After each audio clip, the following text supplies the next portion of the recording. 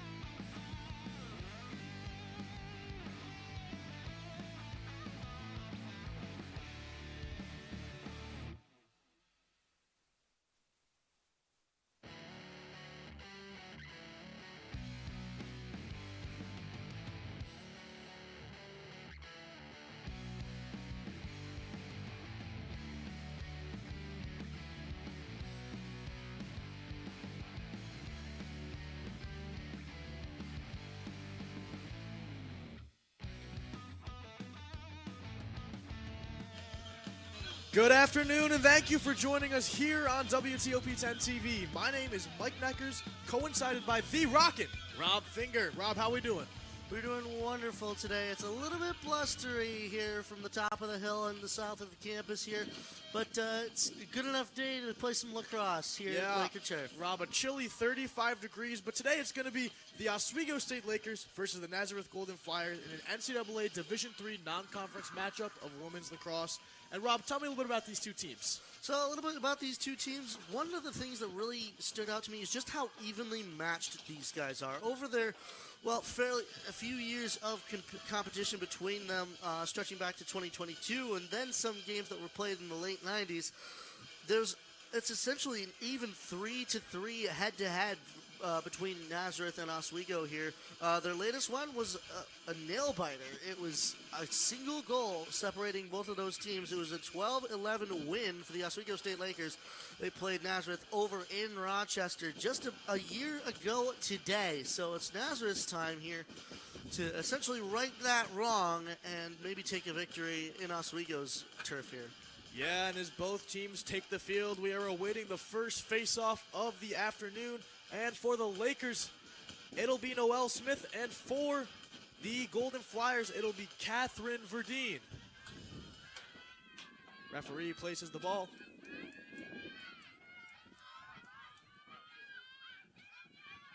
As we await. And up goes the draw. Lakers following it.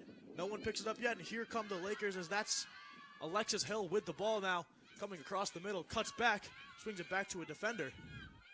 And the Lakers will try and get something going here as up comes Catherine Nash on the right side. Nash carrying into the zone. Over to Kroos. Kroos swings it down to the left side. Back behind, goal line extended. Cuts up, back up to Kroos. And up top to Quirk. Quirk swings it over to Hill. Hill back up to Quirk. Quirk over to Kroos. And the Lakers just trying to develop something early here, move the ball around a little bit, get it behind the goal, and find some cutters across the middle here, Rob. Yeah, one of the most important things, especially this early in the game, is trying to get the other team either confused or tired out, because it's a long game here. You want to essentially conserve your energy and possibly make the other team do a little bit more work here, just get some of their energy depleted and maybe get some early goals. Yeah, and here comes Wynn, a shot into the top right corner and a goal for the Lakers, an early 1-0 lead.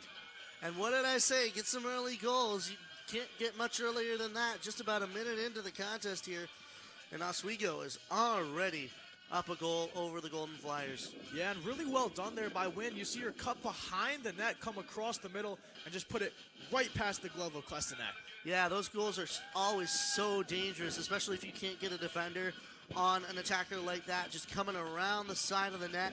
It was almost unguarded, because what's a goalie going to do in that sort of situation? You're one-on-one with a shooter that has every single advantage, and that's what Oswego was able to take advantage of. Yeah, Robin, Klesenak with a .552 save percentage on the year. Very impressive. Not something you see too often at the Division III level.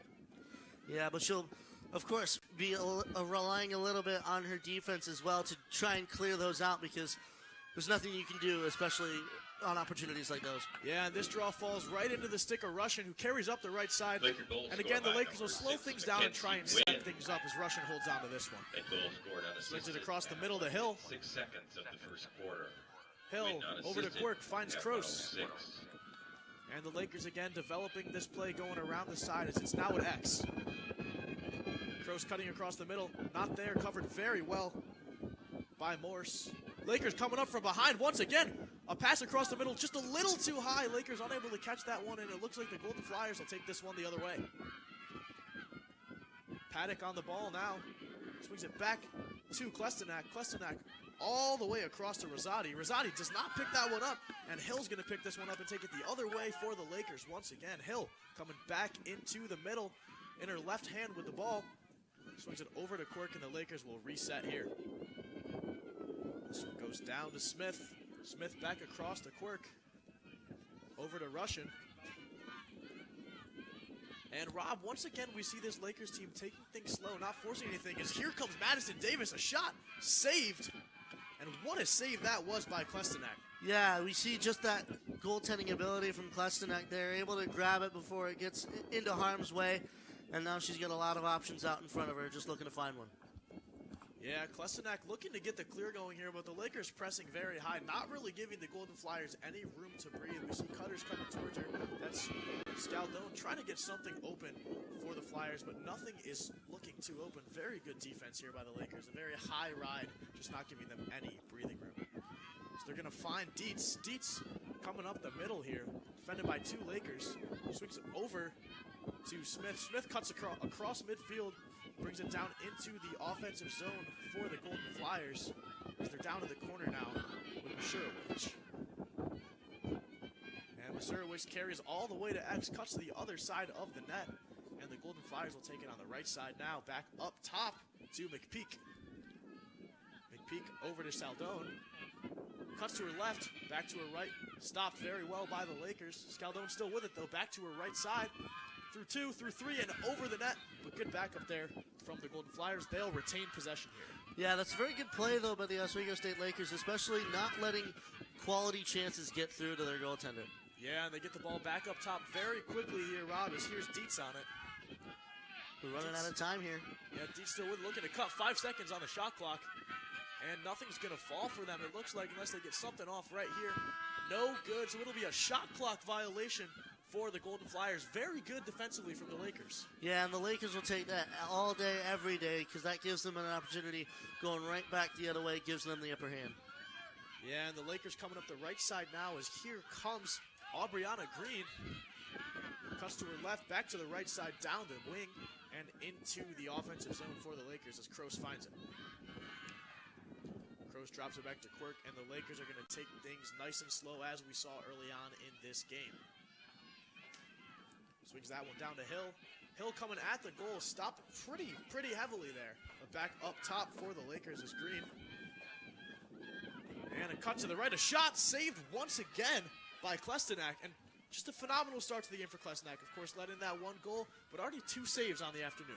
Absolutely, and Klesenak is really going to be the one thing that Nazareth is going to have to rely on in this game. Their goaltending is a lot better than that of the Oswego State Lakers, so if they can rely on that goaltender to make those key saves, keep the ball out of the net as much as she possibly can, then they'll have a chance, and a pretty good one here in this game. Yeah, and a little bit of a sloppy clear there from the Golden Flyers, but they get it all the way up the field, and now they're going to reset up top as they swing this one over to Paddock.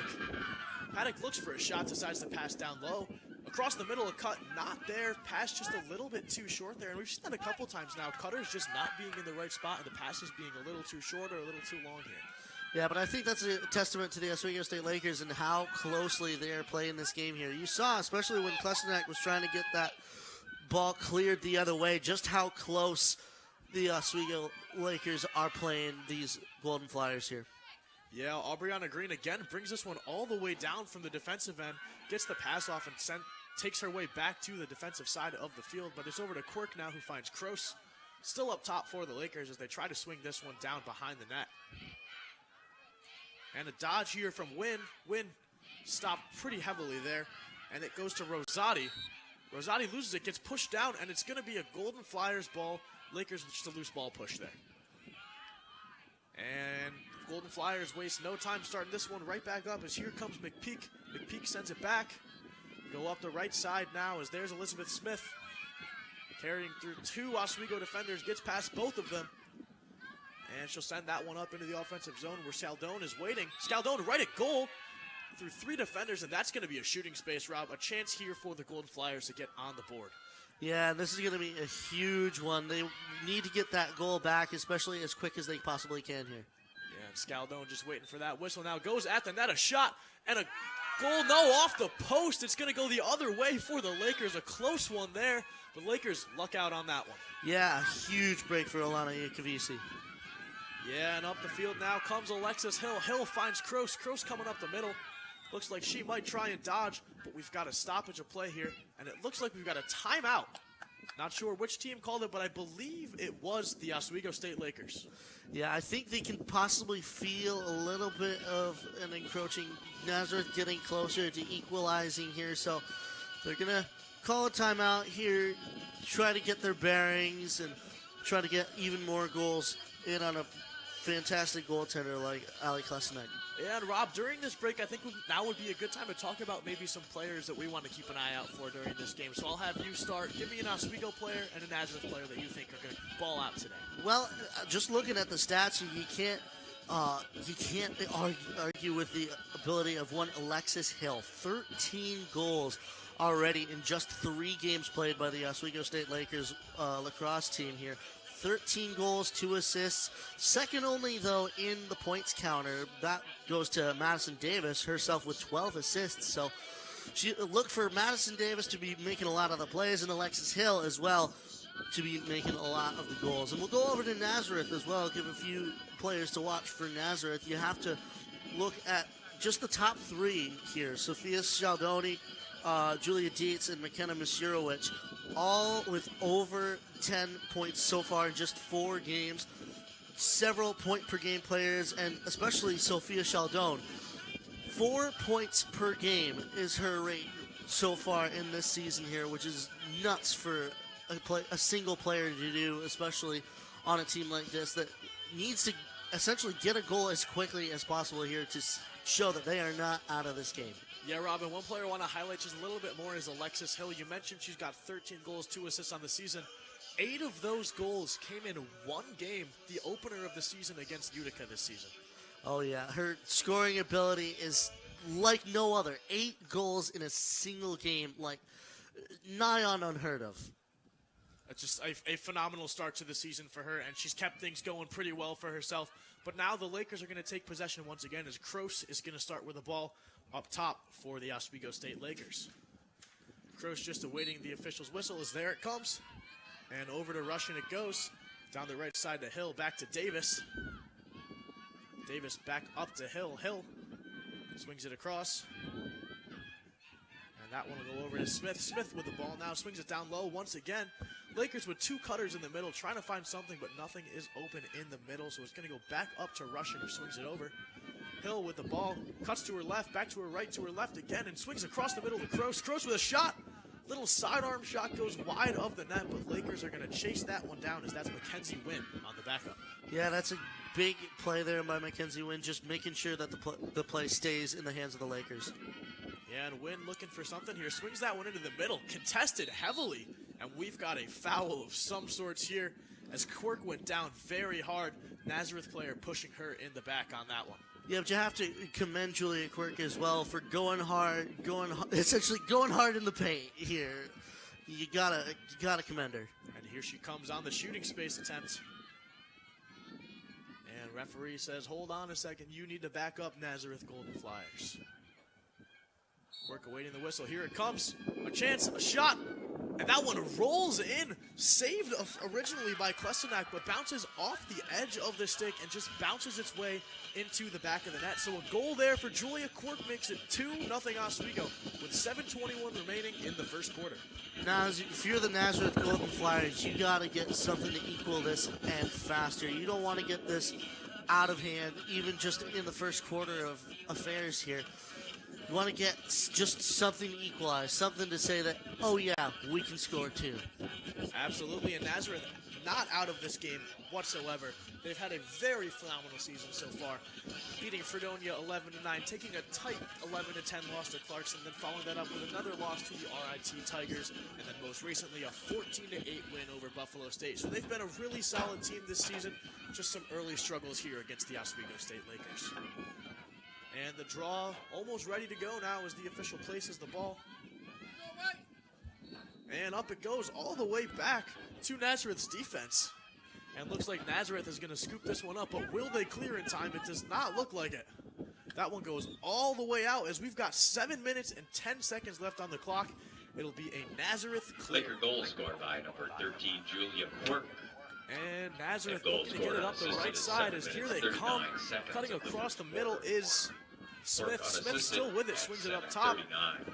Coming up the middle now, Scaldone. Scaldone drops it quickly, picks it right back up.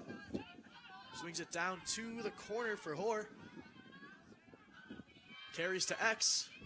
All the way around the back of the net. Swings it up top. Chance for Nazareth, but again, just a drop pass a little too high for comfort, and the Lakers will take this one the other way as that's Alexis Hill. Hill swings it all the way up to Win. Win with the ball. Looks for something, gets it across to Nash. Nash carrying up the middle. 2-on-3 here.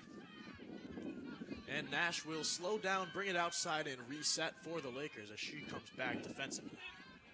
Davis swings it up top to Hill. Hill across the middle to Quirk. Quirk over to Kroos.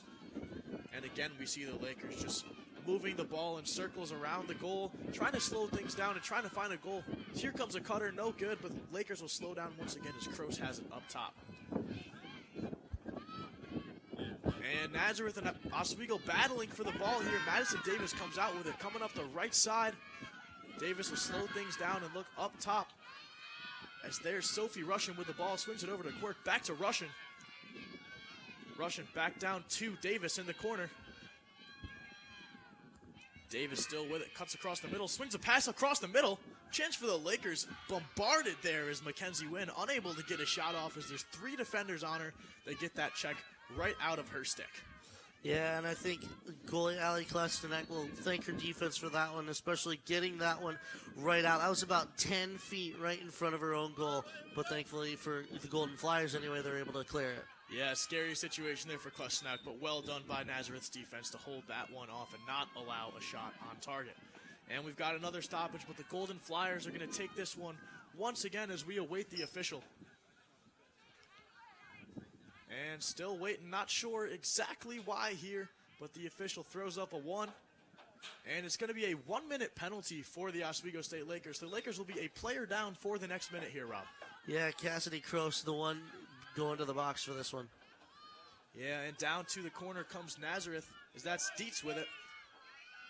Swings it across the back. Gardner still with it. Swings it back up top to Dietz. Dietz over to Paddock. Paddock down low and a drop ball from Scaldone. Picks it right back up. Gets it down to the corner from Masurowicz. Masurowicz back up top. Finds Dietz. Dietz cutting down the left side, but defended very well. Here comes Masurowicz. A shot and a goal for the Nazareth Golden Flyers into the top right corner. Makes it 2-1 with 4.5 minutes left here in the first period. That's a huge goal there from Masurowicz. They're able to take advantage of the man-up situation, and they're able to draw it back between 1 just to keep this one a close contest. Yeah, and a phenomenally taken power play there by Nazareth. That's what we want to call it out here today. Not hockey, but might as well call it a power play. It's essentially the same thing.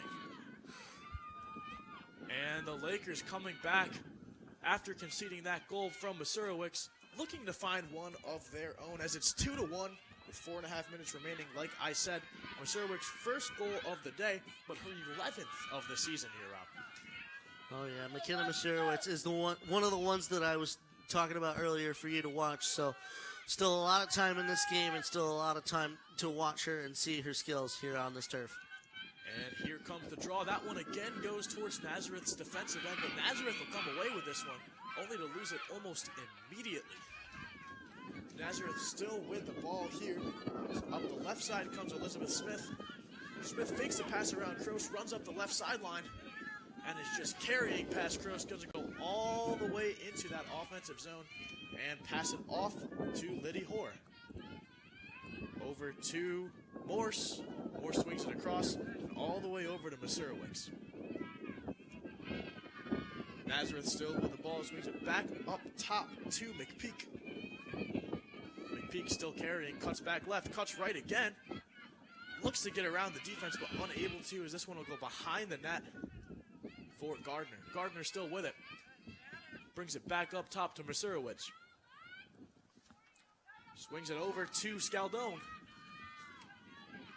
Over to Hoare, over to Morse. And behind the net to Dietz. Nazareth goal scored by number 3, McKenna Masurowicz. Dietz comes across the middle. Lakers defend it very well. And an interception there as here comes Alexis Hill going the other way. And look at the speed on Alexis Hill, flying past all of Nazareth's defensive efforts. And Lakers will bring this one all the way down to that back left corner as here's Mackenzie Wynn on the ball, brings it behind the net. And the Lakers will have a chance to reset and slow things down once again. Wynn puts it up top. Aubriana Green on the ball, swings it over to Quirk. Quirk to Hill, over the head of the referee. Hill swings it down to Kroos. Kroos back up top to Hill. Cutter across the middle, fakes the pass. This one's going to head back over to Davis. And here's Green on the ball. Over to Quirk, who's up top. Looks like she's going to try and cut here. Up the right side, cuts across the middle on her left. A shot, saved. And that one almost rolls in again, just like her earlier goal. But a good save there by Klestenak to make it 2-1 still. Yeah, that's a good play from Klestenak, learning from her mistake there and learning from that one that just rolled by her. She's able to pick it up, and Nazareth's now got another opportunity. Yeah, and a stoppage of play there. Lakers fouled a Nazareth player, but Nazareth will pick it right back up and go again. Good defensive stop there from the Lakers, though, to get possession once again. And they'll try and bring up the left side, but a lot of loose balls here, a lot of drop balls, and a lot of pushing and shoving out here. Yeah, it's getting a little bit physical, this one. I can tell that both of these teams know that it's a close one and know that every inch is what's going to matter in this one. Yeah, and here come the Flyers. Intercepted, very well done by Sophie Russian, who's going to bring it up the right side. That was sure to be a goal if Russian was not there, but Kroos coming up the right side now. Looks like a 2-on-2 with two defenders trailing down the left side. Dodges to the right. And Kroos is no good on the dodge, so Lakers will slow it down and try to possess here for a minute or so. Lakers up top as it's Aubriana Green with the ball. Swings it over to Smith. Back across the middle to Zemanek. Down low to Kroos. Across to Davis, who cuts from X. A shot and a goal for Davis makes it 3-1 Oswego with a minute 15. Davis's first goal of the afternoon, Rob. Absolutely, and then her 6th goal of the year, Madison Davis, doing it for herself. I told you earlier that she was one of the biggest playmakers on the Oswego State Lakers, but she's able to take it from the X all the way around and grab another goal for herself. And we've seen Davis kind of taking that role of playing behind the net, playing that X position all game long. And I think she's done a phenomenal job playing it so far, whether that be executing passes all around the offensive end of the field or cutting up from X and getting those goals like we saw there. Yeah, she's able to take advantage of it with absolute ease there and just able to take advantage of the holes that Nazareth's Golden Flyers defense here is sort of leaving for her. Absolutely, as we await yet another draw between the Lakers and the Golden Flyers. Referee steps back. There goes the whistle. And again, right to Nazareth's defensive side. It seems like the Lakers really are dominating these draw wins here. But Nazareth will come up with this one, as that's Emily Paddock with the ground ball. Swings it across to Klestenak. And they'll start all the way from their own end of the field and try and get this one up. As here's Scaldone. Scaldone over 3 Oswego players and all the way up top to Rosati. Rosati cuts to her right with a little space to work with here. Rosati swings it back across the middle. And Paddock with it now, swings it down low. Flyers will take it all the way to the corner as that's Gardner on the ball. Gardner still with it, cuts to her left, trying to get around the goal, but really well defended there by the Lakers. That one comes all the way across the middle. Nazareth will pick it back up, slow things down just a bit. And Nazareth down in the corner again, a cut to the left side, coming across the middle, a shot, and that one goes just wide of the net, defended by the Lakers, and it looks like we got a crease violation. It's going to be Oswego ball. And that's a big break for Oswego as well. They're able to grab that off of just that violation and as well. And you have to notice, one thing that I'm noticing, especially as the quarter ends here, is just the difference in defense here. Oswego's playing a lot tighter, a lot more man-to-man defense than Nazareth, who seems to be more holding the line than any. Yeah, and Rob, I think Oswego's done a phenomenal job, like you said, tightening that defense, not allowing cutters to get open across the middle, but also not allowing Nazareth's offensive players to successfully dodge around them. Of course, they had that one goal they conceded, but Oswego defensively has been really solid. And let's talk about their offense, because they've been just as good on that end of the field. Oh, absolutely. They're able to take it we saw the speed as well, just how quickly they're able to transition from defensive to offensive here. And they're able to take it into that offensive zone and just do wonders with it. They're able to slow the game down, get it, and use the passes to get around the defenders. It's not necessarily like a running game or a cutting game for them. It's much more of a passing game. Some of those cutters, yes, will get in there, but they usually don't have the ball until the last second where they're able to just release it, and that's what's gotten them 3 goals in just 15 minutes here. Yeah, and so far, Rob, we've seen a pretty clean game. Of course, a couple penalties, a couple of shooting space opportunities for both teams. Julia Quirk being the only one to capitalize on those. But we've got 3 goals for the Lakers and 1 goal for the Golden Flyers. So if you're the Golden Flyers, what's your game plan going into this next period to try and get back into this game?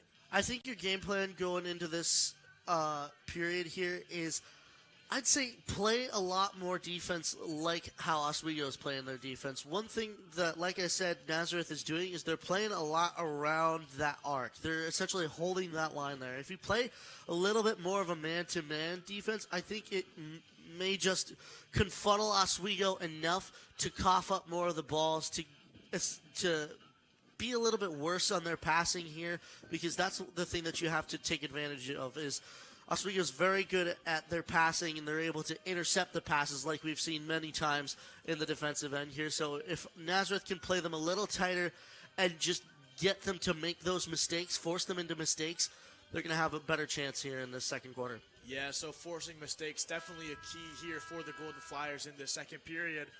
But for the Lakers, I think they've just been phenomenal. I mean, we take a look here at this replay. We've got 3 goals, one from Mackenzie Wynn scoring the first, Quirk on the second, and then Madison Davis getting the third one. So just 3 phenomenally taken goals, giving the Lakers this early lead here. Yeah, and the Lakers, just their scoring ability as well. Like we saw, especially like just looking at the stats, they've got so many different goal scorers. It's not necessarily, yes, it's a little bit more weighted, but other than Alexis Hill, who's got into the double digits right now, we've got some that have come close, like Cassidy Croce, Julia Quirk as well. Quirk, of course, getting her 8th of the year in this contest. So Oswego's got some fairly good scoring depth here. Yeah, Rob, and in that Russell Sage versus Oswego game last Wednesday, the Lakers took a 20-2 win. 12 different Oswego players found the back of the net in that one. So just a phenomenal season, and they've really done a good job of spreading the love and allowing everyone to find the back of the net. As down the field now comes Sophie Russian on the left side of the field now for you folks at home. Lakers up top to Croce, over to Quirk. Quirk finds Hill, and again, we're seeing this movement offensively for the Lakers, just really doing a phenomenal job moving the ball. There's no gaps, there's no times where they're slowing down. It's just very fluid and very cohesive. Yeah, and it looks like just whenever somebody has the ball, they're always moving in some sort of way. Yeah, and here comes Wynn up the middle, trying to cut. Lakers are going to lose this one as Davis picks it back up and somehow gets that one out of there. 3 defenders on her, but scoops it up and gets it out of harm's way. Lakers will try again here. Here's Hill on the ball. Hill dodges to her left side. Hill, a chance for a shot, and saved there. A phenomenal save by Klestenak. keeps it 3-1 in favor of Oswego. Yeah, that's a huge save by Klestenak. She's able to hold her ground and make that save when she was essentially the last line of defense. Yeah, Robin, again, we see a wayward pass there from the Golden Flyers as Quirk picks this one up and comes down the left side of the sideline. Quirk in her right hand runs right past the first defender, cuts it across the middle. A chance here for the Lakers, a shot fouled, and we're going to have another shooting space opportunity for the Oswego State Lakers. This time it'll be Mackenzie Wynn. Yeah, Mackenzie Wynn, especially already with a goal in this contest, so let's see what she can have on this one. And Wynn awaiting the official's whistle now. Here it is, Wynn with a shot, and saved right into the stick of Klestenak. Again, like we mentioned earlier, Klestenak has had a phenomenal season so far, and she is showing it out here today. Yeah, you were mentioning earlier, a .552 save percentage, just phenomenal from Ali Klestenak, just even in this contest as well. Yeah, and the Golden Flyers up the left side now as they'll have another offensive opportunity here. Something we haven't seen a whole lot of Nazareth. A lot of turning the ball over during transition, but here we're going to see another offensive possession for them. Yeah, and you mentioned those turnovers as well, which has killed Nazareth, especially in that first quarter. They really got to shore those up here. Yeah, Nazareth behind the net is that Scaldone with it. This one comes all the way up top to Dietz. Dietz with a chance here, defended by Hill. Swings it over to Masurowicz. Masurowicz back to Dietz. Dietz on her left side. Cuts across the middle, tries to find Masurowicz, but again, batted down by the Lakers. Defensively, very solid. And Lakers are going to bring this one the other way as up the field comes Madison Davis. And goes down hard. That's Sadie Zemanek. It's going to be Oswego's ball. And another beautiful defensive stop from the Oswego State Lakers. Zemanek cuts across the middle. Loses that one for a second. Shoved down again. No call this time around. And the Golden Flyers will take this one right back as that's Liddy Hoare doing a phenomenal job riding and not letting the Lakers clear that one. Yeah, and it gives Nazareth another opportunity here. And every opportunity for Nazareth, especially going later into this game, is going to count. Yeah, Nazareth possesses the ball into that offensive zone and decides, hey, let's take a timeout, slow things down, see if we can find ourselves a goal on this one. Yeah, and especially just being able to conserve as well because, like I said, later into the game, it's all about who can last the longest in a game like this where you can get tired just so easily. And for Nazareth to take a step back, maybe change up strategy a little bit, and maybe, like I said, change up namely their offensive strategy as well. It's a good strategic decision by their coaching staff. Yeah, and I think if you're Nazareth, if you're down here on the sideline right now, you have to be talking about how can we break this Oswego defense that's really just been locking us up all game. Of course, we have that one goal, but how can we get through this tight defense that Oswego's playing? How can we find those cutting lanes? How can we pull defenders out of that area and make open spaces for our offense? I think the one thing that Nazareth could possibly use is use Oswego's own medicine against them. The passing game is, I think, what Nazareth is going to benefit from, especially in something like this. And as well, movement from players who don't necessarily have the ball, just being able to fake out some of the defenders, just trying to shake them as well. And for those people as well, the ones with the ball, to recognize when somebody's shaking a defender and get them the ball, that's going to be crucial coming into the back half of this game. Yeah, that off-ball movement's going to be extremely important here in the rest of this matchup. But as both teams take the field once again, it'll be the Golden Flyers' ball as we will see another offensive standing from Nazareth. And Lakers getting set defensively. It's going to be an even 7-on-7 on this end of the field, as Julia Dietz awaits in the upper left corner of your screen with the ball. Dietz carrying down the middle, swings it over to Paddock. Paddock gets it down low to Gardner. Gardner carrying to X, swings it down to Liddy Hoare. Coming up the middle, slowed down there for just a second. That one's going to come all the way back up top to Dietz. Dietz on her left, back to her right. Cuts that one over to Paddock. Hill defending Paddock. This one goes down to the corner. Gardner swings it over to Scaldone. Scaldone cuts to the right. Back to the left, to the right once again. Scaldone looking for a shot here, but doesn't get one. And that pass again, just a little too far off there, but a chance here for Nazareth nonetheless. This one's going to come over to Paddock. Paddock again swings it down to the corner, and we're seeing that ball movement that you talked about a little bit, Rob. But here they come, cutting up the middle, a chance for a shot, and saved by Yakovisi there. Nazareth retains possession. We'll get that one back. This one goes all the way up top, and it looks like we are trying to get the shot clock reset on this one. 58 seconds left on the shot clock as Nazareth takes it again. Goes down to that corner.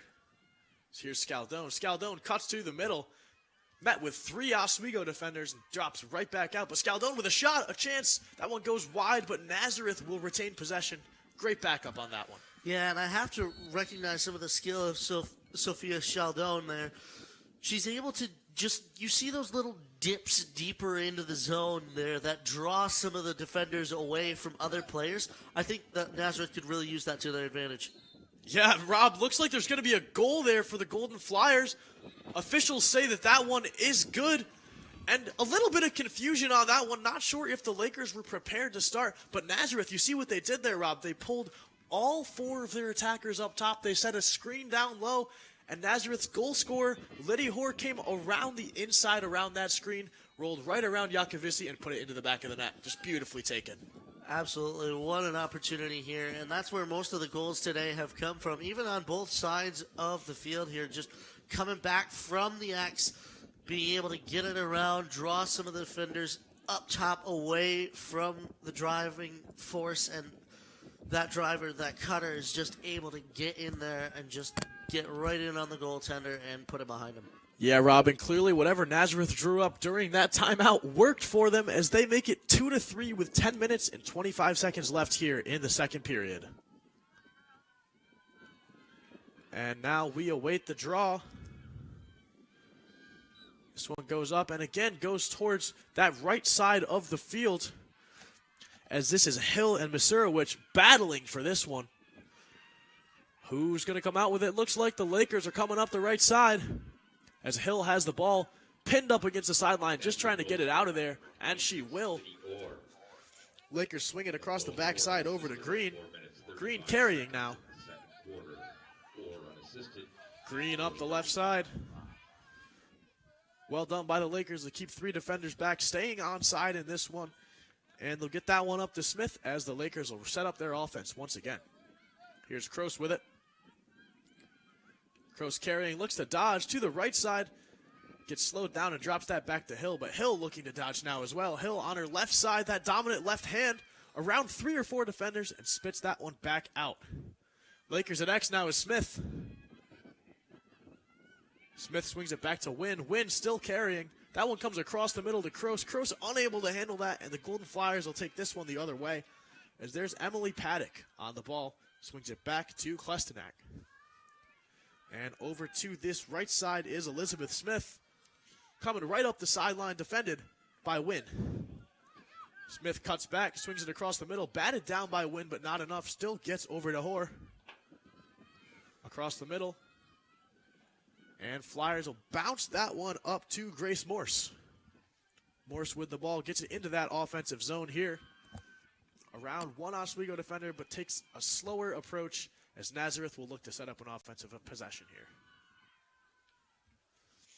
And again, Rob, we see Nazareth kind of pulling most of their offense pretty high up, leaving that space in front of the net. Yeah, and I think just that movement as well is what's going to net them some success here in this game. It's already netted them a goal, but if they're able to draw away some of Oswego's defenders and leave it to essentially a one-on-one or a two-on-two opportunity, I think that's where Nazareth can get the upper hand here as another goal goes in. Yeah, Rob, exactly what you were just talking about. Nazareth really utilizing those one-on-one opportunities, pulling those cutters out of the equation, leaving that open space in front of the net, and forcing Oswego to take those one-on-one possessions. Yeah, and that's really killing Oswego in this thing. They have to recognize when they're doing that. They have to recognize when Nazareth is essentially drawing their defenders away, because Nazareth just has the speed on them in this game. Yeah, absolutely. And Oswego, a phenomenal first period. Yet to see them score a goal here in this second period. And Nazareth with 2 goals makes it a tie game with 8:17 left here. So it'll be interesting to see how the Lakers and how the Flyers adjust here. And we knew that this one from the start was going to be a fairly even game. I mean, 3-3 in their head-to-head record as well, and in their last one, just a single goal between them. So still a lot of game to play, but I feel that this one's going to be down to the wire. Yeah, Rob, 3s all across the board here as the Lakers win this faceoff, and up the left side comes Alexis Hill. Hill brings it all the way behind the goal, defended by Grace Morse. But Hill still with it, dodging all the way around again, yet to get rid of the ball. And finally, Hill will be stopped, and we've got a yellow card here on the Golden Flyers, I believe. So it's going to be an opportunity here for the Oswego State Lakers offensively. Yeah, and Oswego will dearly want to get that lead back here. As Hill lines up for the shooting space call. Chance for a goal. The top goal scorer for the Lakers with this one. Here she comes. And a shot saved. Very well done by Klestenak, who is just having a phenomenal second period here.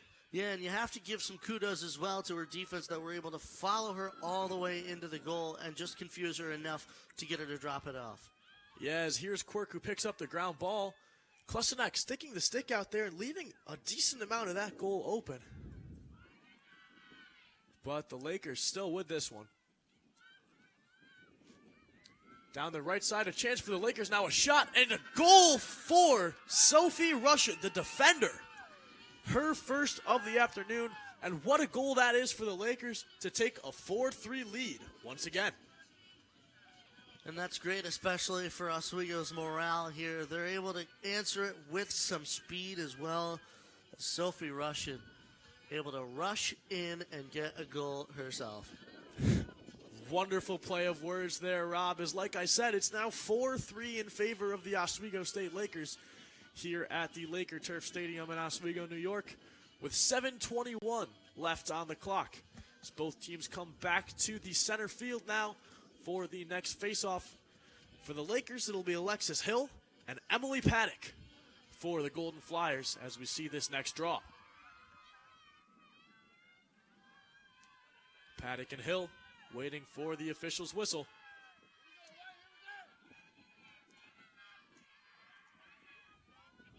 And up this one goes back to Nazareth's defensive side as the Lakers will take this one. Here comes Catherine Nash, loses it for a second, picks it right back up. And Nash swings this one over to Wynn. Wynn on the ball, swings it down low to Kroos. A screen from Davis, Kroos coming across the middle. Sorry, that's Smith. Smith shoots. And a goal for the Lakers. Noelle Smith makes it 5-0. And what a beautifully taken crease dive to increase that Lakers lead. Yeah, and sometimes you gotta sacrifice it like that, but especially when it means you can get that 2-goal lead you had back in a close game like this, that's gonna mean a lot, especially going into halftime here. Yeah, Rob, so 5 goals for the Lakers and 5 different goal scorers, as we've seen today. So again, Oswego just doing a really good job of sharing the ball, spreading that love between all of their offense and defense, as we saw with Sophie Russian's goal. Yeah, and that just speaks as well to what we were talking about earlier, is just Oswego's depth. Their depth scoring is phenomenal, and a contest like this just further goes to show it. As again on the face, it's Paddock and Hill. The official still trying to get the ball set in the middle here, as the Lakers have a bit of a lead, 5-3 here. And up goes the ball. Lakers are going to take this one no problem, as there's Catherine Nash once again on this draw. Over to Davis. Davis on the right side. Cuts it back up top to Russian. Russian over to Zemanek. Swings it down low to the corner. That's Kroos, who finds Wynn. Kroos with a nice screen, sets up Wynn. Back down to Kroos. Kroos unable to catch that one. Batted down there by Smith. And Nazareth tries to take this one the other way. Good push there from the Lakers, but the referee says it's a little too physical, so it'll be Nazareth ball. That one's going to go out of bounds, and it'll go back to Oswego's possession.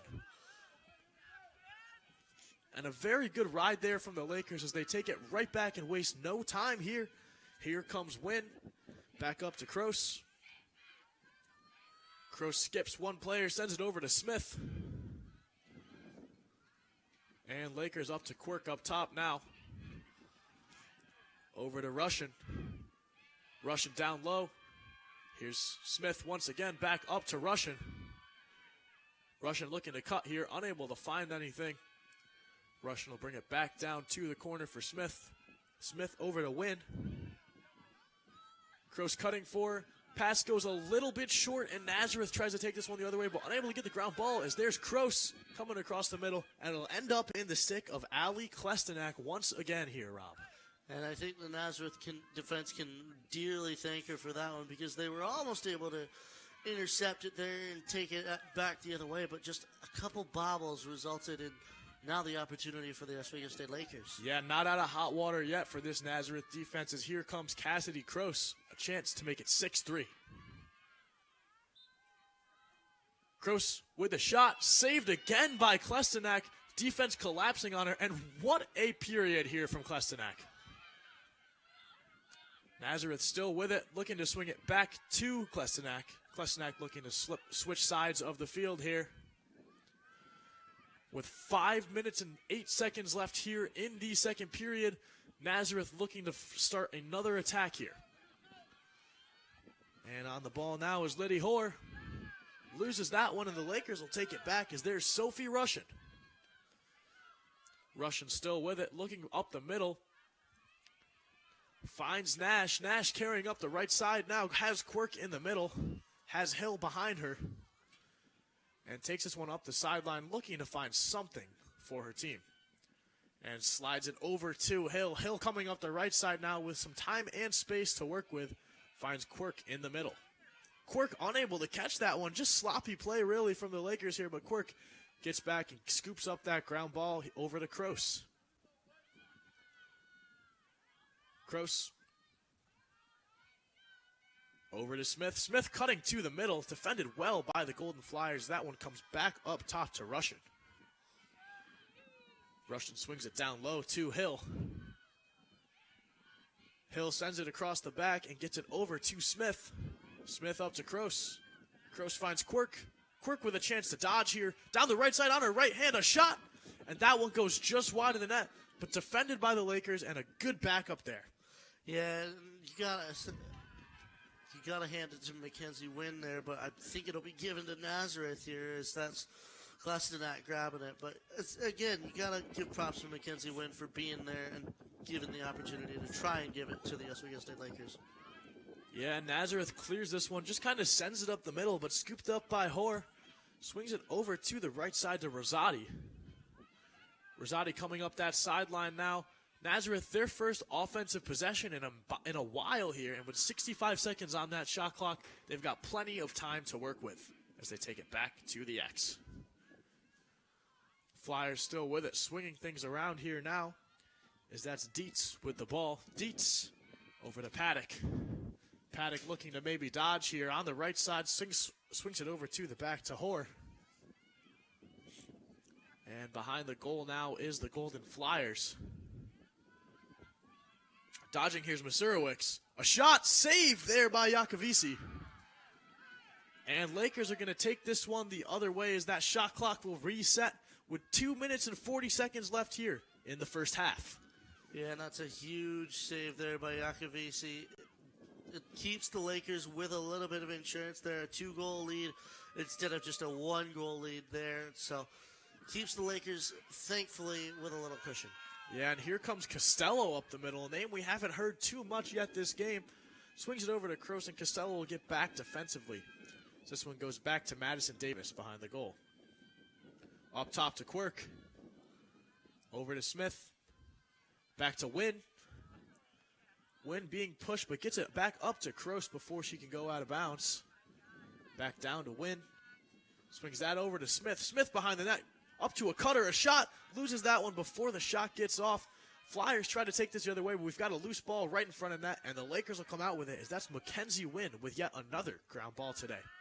Swings that one down the right side to Hill. And with 1:40 left, the Lakers And a bit of crunch time here, but only 20 seconds on this shot clock. Here's Quirk. Huge screen by Hill. A shot from Quirk and a goal makes it 6-3 Oswego. And Julia Quirk, the first repeat scorer in this contest here. And what a play that was from her, taking it all the way from out of the edge of the arc, just driving in, and she's able to make it 6-3, the first 3-goal lead here of this game. Yeah, Robin, let's talk about that screen from Alexis Hill. I mean, perfectly executed, did a phenomenal job blocking the body, and completely legal. She was totally still there, so just very well executed offensively, and I have a feeling they've drawn that one up a few times before. Oh, yeah, and it looks like Oswego's plays are netting them a lot of success in this contest here, and even screens like that, just able to get in the way of the defender, get the defender off of the driving, off of the cutter, off of the offense, and that's able to free her up to make that big play and make that goal. Yeah, now a 6-3 lead for the Lakers, the largest lead we've seen in this matchup today. With just 1:30 left here in the first half. This one won by Nazareth, so a chance with the entire shot clock left here in this second period for possibly a goal for the Golden Flyers. And here they come down the right side. That's Rijkaard. Goes all the way up top to Paddock. Paddock swings it across and over to Scaldone. Scaldone down low to Hoare. Finds Masurowicz. Masurowicz behind the net, swings it up top to Paddock. Paddock looking to dodge on the left, spins to the right, and stopped. Very well done from the Oswego State Lakers, but another chance here for Dietz. Dietz, a chance for a shot. But again, the Lakers just cutting off those lanes, not allowing Nazareth to get to their goal. So here's another chance for Naz, a shot. And that one falls for the Nazareth Golden Flyers as the goal scorer here is, well, I'm not quite sure, Rob. Well, unfortunately, I couldn't quite get it either, but my, oh my, that's a very important goal, I will say, for Nazareth, especially they're able to answer the call of the Lakers here, answer the 3 unanswered from the Oswego State Lakers, and especially going into halftime here, it's going to be a really, really important goal that says, yeah, we're not out of this one. Yeah, bringing themselves just a little bit of momentum is important as we find out that's Sophia Chaldone with the goal. So that makes it 6-4, still in favor of Oswego, but the Golden Flyers looking to climb back here before halftime. And Sophia Chaldone, just the scoring prowess for the Nazareth Golden Flyers, already with 12 goals coming into this matchup here. You knew that she was going to get one today here. Oh, absolutely, Rob. At least one, and we've still got 30 minutes of lacrosse to play, so anything could happen here in the second half as we await what will likely be the last draw here of the first period. And up it goes. That one goes pretty neutral, but the Lakers come out with it. That's Alexis Hill. Lakers trying to find one more goal before the end of the half as here's Noelle Smith. Smith back up top to Quirk. Quirk down low. Across the middle. Great ball movement from the Lakers, but Davis unable to come out with that one as Klestenak's going to hold this one. And it looks like they might try and run out the clock here to the end of the first half. Yeah, and I will say that props as well to Klestenak. She's been really the crux of Nazareth's whole operation here in the first half. Yeah, Rob, Klestenak has been just phenomenal. But let's talk about Oswego's defense. I mean, a very solid first period, allowing just one goal. But then the second period, we saw Nazareth kind of figure out what they needed to do to be successful against them. Yeah, and you saw earlier as well just how close Oswego was playing to the Nazareth Golden Flyers here. Just very man-to-man, and essentially everybody knows where their player is, and everybody is on their player as well. And it's netted them some pretty good defensive plays where they're able to force Nazareth into coughing up the ball. Yeah, absolutely. Very well defensively by the Lakers in that first period, but Nazareth sort of figuring things out in the second. And for the Lakers, with a 6-4 lead going into the second half, what do you think they need to do to sort of maintain this lead? I think they need to recognize what Nazareth is doing. Nazareth now knows their strategy, and they know how to score on the Oswego State Lakers here. So I think they need to devote a couple people to being around the net of Alana Yakovisi just to prevent those cutters from coming in from behind, from in the X, to come around and put those easy goals in on her. Well, folks, that'll do it for our first half coverage of women's lacrosse here at Laker Turf Stadium in Oswego, New York. We'll be back shortly right after this break here on WTOP.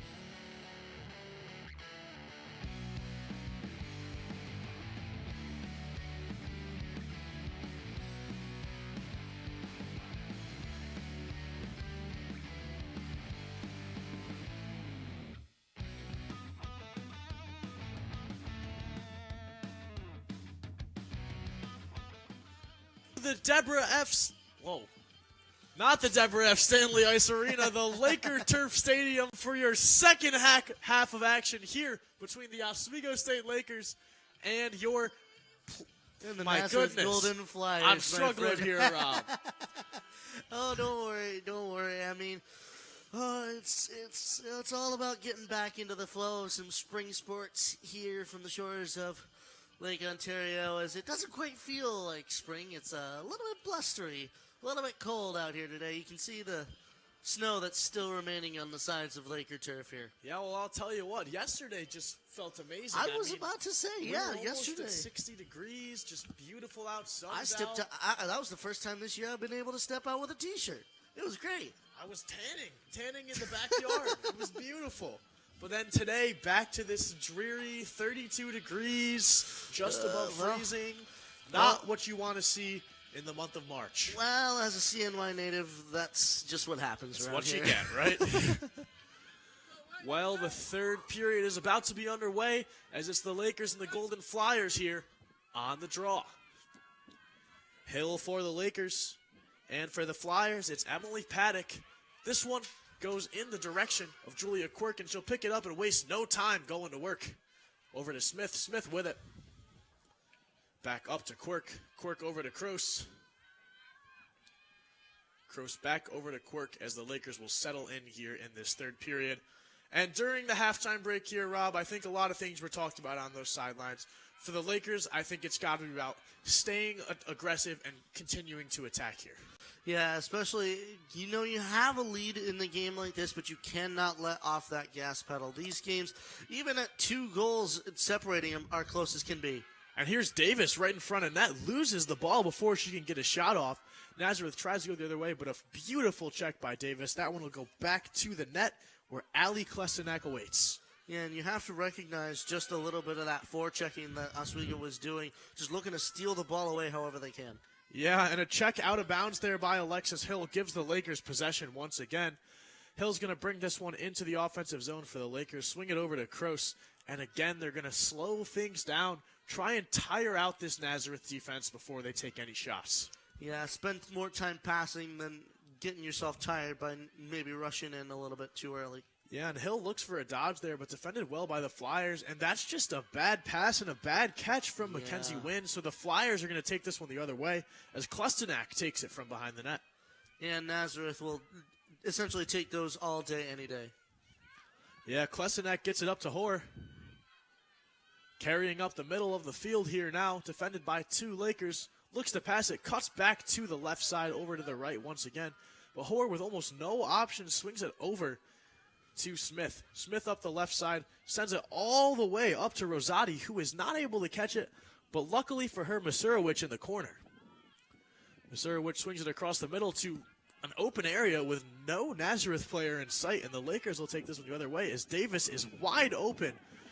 Kroos swings it to her. Davis with an opportunity here, but they're going to slow it down. Take a little time here. Here they come. Chance for the Lakers as this is Mackenzie Wynn. Down to Davis. Davis at the X now. Dodging up the left side, a screen from Wynn. Unable to get around as a true defenders, but a cutter across the middle is no good. Kroos unable to pick up the ground ball. And coming the other way now is Julia Dietz for the Flyers. Dietz looks to swing that one over to the left side for Paddock. Paddock catches it. Carries. Checked out of her stick by Russian. And a loose ball picked up again by the Flyers as this time it's going to be Scaldone. Chaldone gets it down to Masurowicz. Back up to Chaldone. And Flyers will look to slow things down on this end of the field now as they bring it up top to Hoare. Over to Paddock. Paddock swings it across the top. Sends that one down low. Gardner with it. Gardner gets it to X for Masurowicz. Masurowicz carries around one, swings it back up top to Hoare. Hoare gets it down low.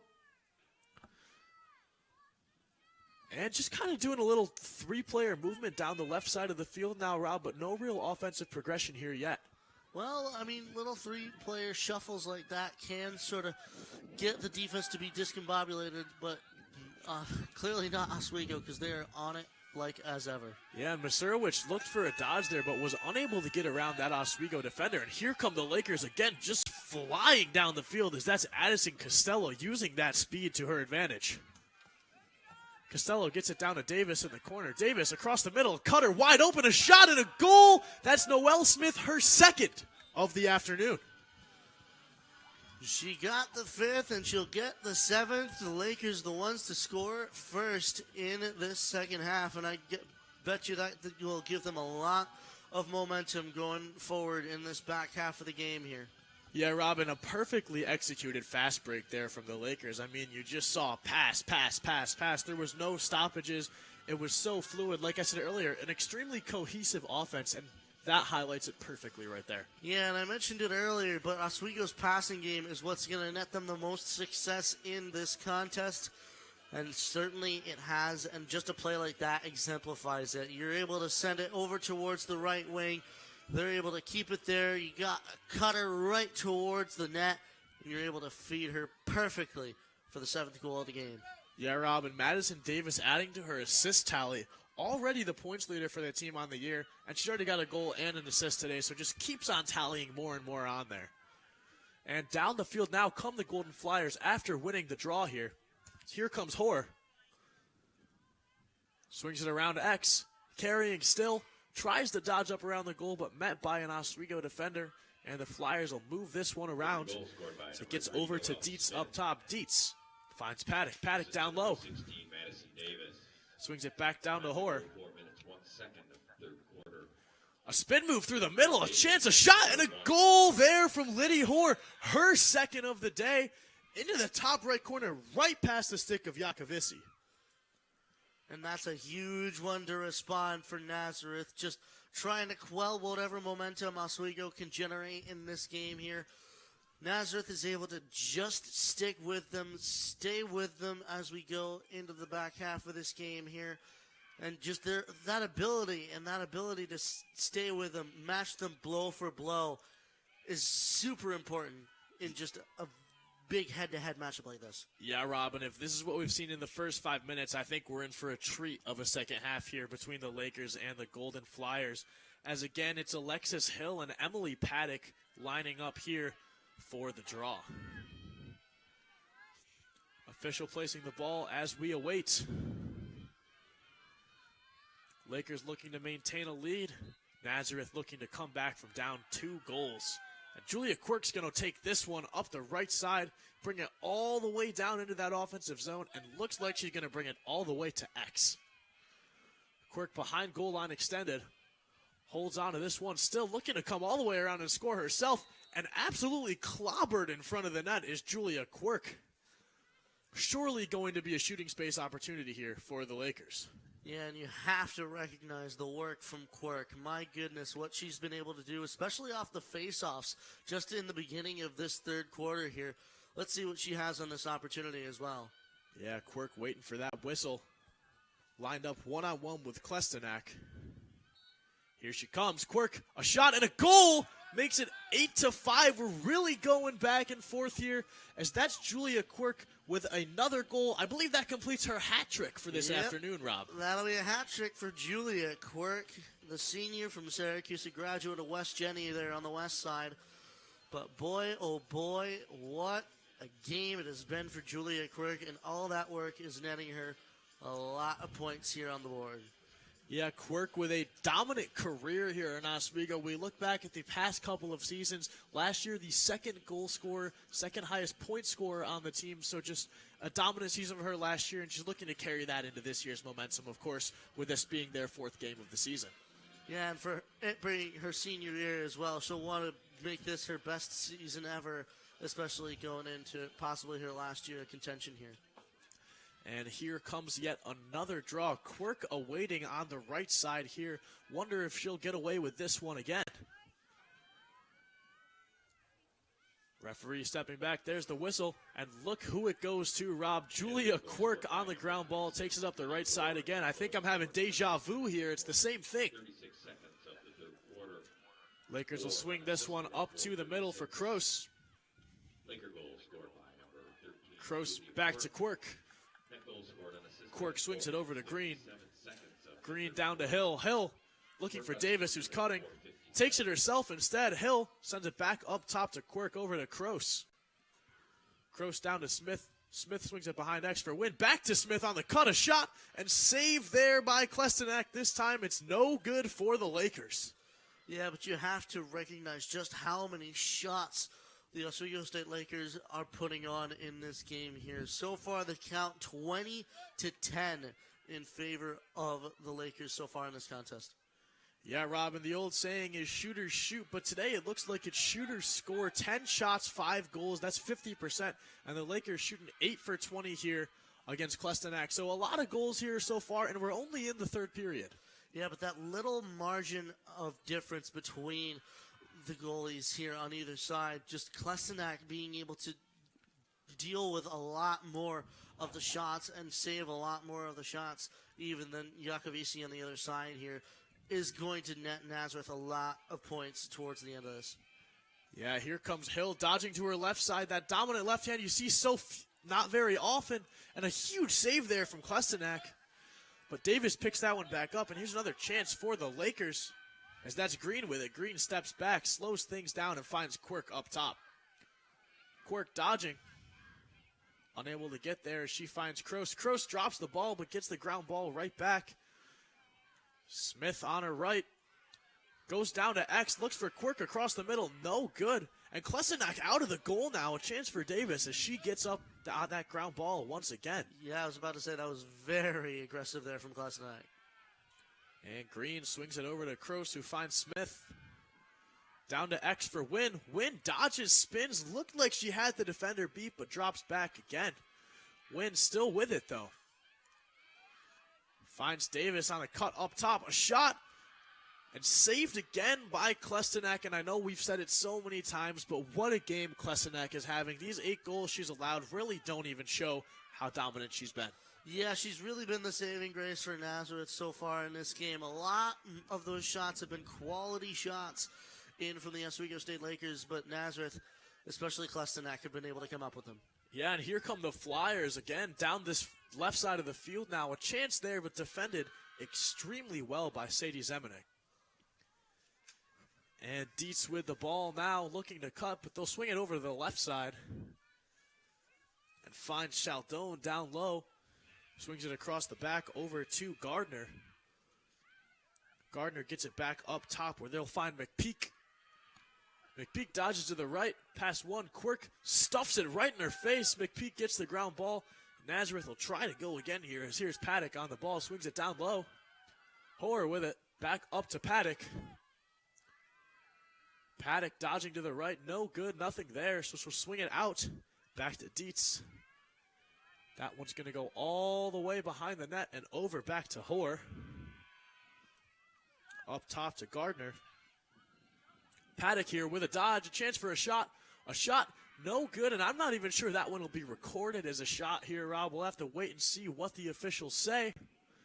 But it looks like it's going to stay as a Nazareth ball here. Yeah, but you have to recognize as well just the effort from the Oswego State defense. They've been able to stuff so many of those chances to where chances like that look like a shot just don't even necessarily get recognized.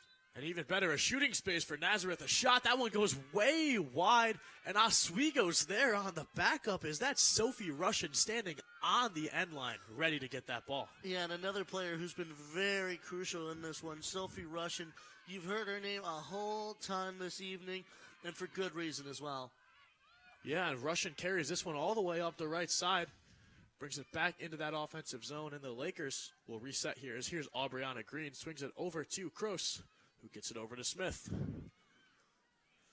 Lakers behind the net now, swing it back up top. And here's Zemanek. Lakers just getting a beautiful amount of ball movement. As that pass slips right out the stick of Alexis Hill, something uncharacteristic of her that we don't see too often. But Klestenak comes out of the crease to come get that one, and Nazareth with a chance to clear once again.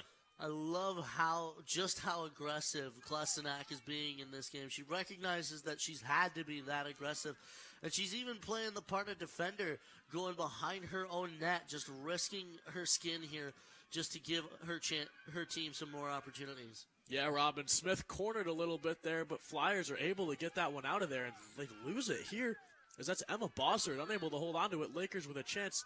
We've got a loose ball push, so it's going to stay with Nazareth on this one. Nazareth wastes no time restarting play as they get it over to Paddock on the left side. Paddock carrying here, trying to get past Wynn, and she will. Wynn chasing her down, trying to get back. And the Lakers struggling here just a little bit defensively, but they will have time to reset as the Flyers get set up behind the goal. One thing I'm noticing is that Oswego's playing a lot more conservative defense here. They're not necessarily playing a little bit more man-to-man. Yeah, and, you know, developing a zone here when you're up by 3 goals late into the third period, not a bad idea, but almost a goal there for the Flyers, saved by Yakovisi. So another good save from Yakovisi, but the Lakers are going to take this one the other way now. And Lakers with the ball still cutting across the middle is Russian once again. Russian up the right side. Finds Green. Green carrying into that offensive zone like we've seen her do the past few possessions. Finds Hill. Hill down to Kroos. Kroos looks across the middle for Davis. Davis catches it but is not able to get in. Surprised we didn't see a call there. Davis went down pretty hard, but the Flyers hold on to this one for the time being. Yeah, and the Flyers will be happy with that one just to be able to get off scot-free on an opportunity like this and giving them an opportunity going the other way. Yeah, and here's a breakaway for the Flyers. A shot and a goal there for Sophia Chaldone. Makes it 8-6, and just like that, it's a 2-goal game. And Sophia Chaldone, not to be outdone, gets a hat trick for herself. What a game here for Sophia Chaldone, almost single-handedly keeping her team in this game. Yeah, and a beautifully taken breakaway goal.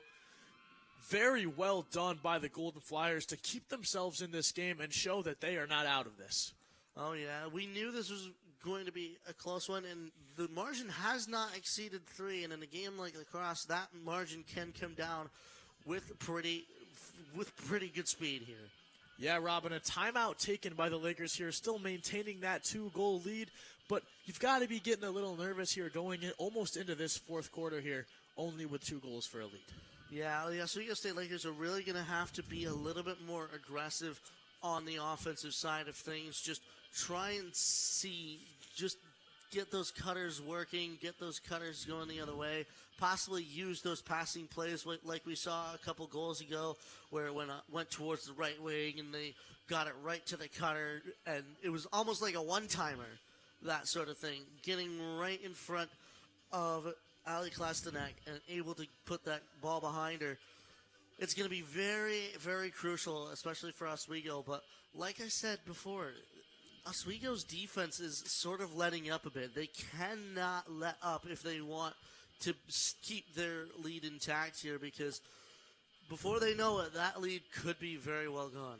Yeah, absolutely, Rob. The Lakers slowing things down defensively and production offensively really hasn't changed too much for them. So going into these last 3 minutes of the third and then, of course, the fourth period is going to be very important for them to stay focused, I'd say mainly defensively, locking in, not letting Nazareth get open, not letting them beat you one-on-one, and stopping those cutters from coming through.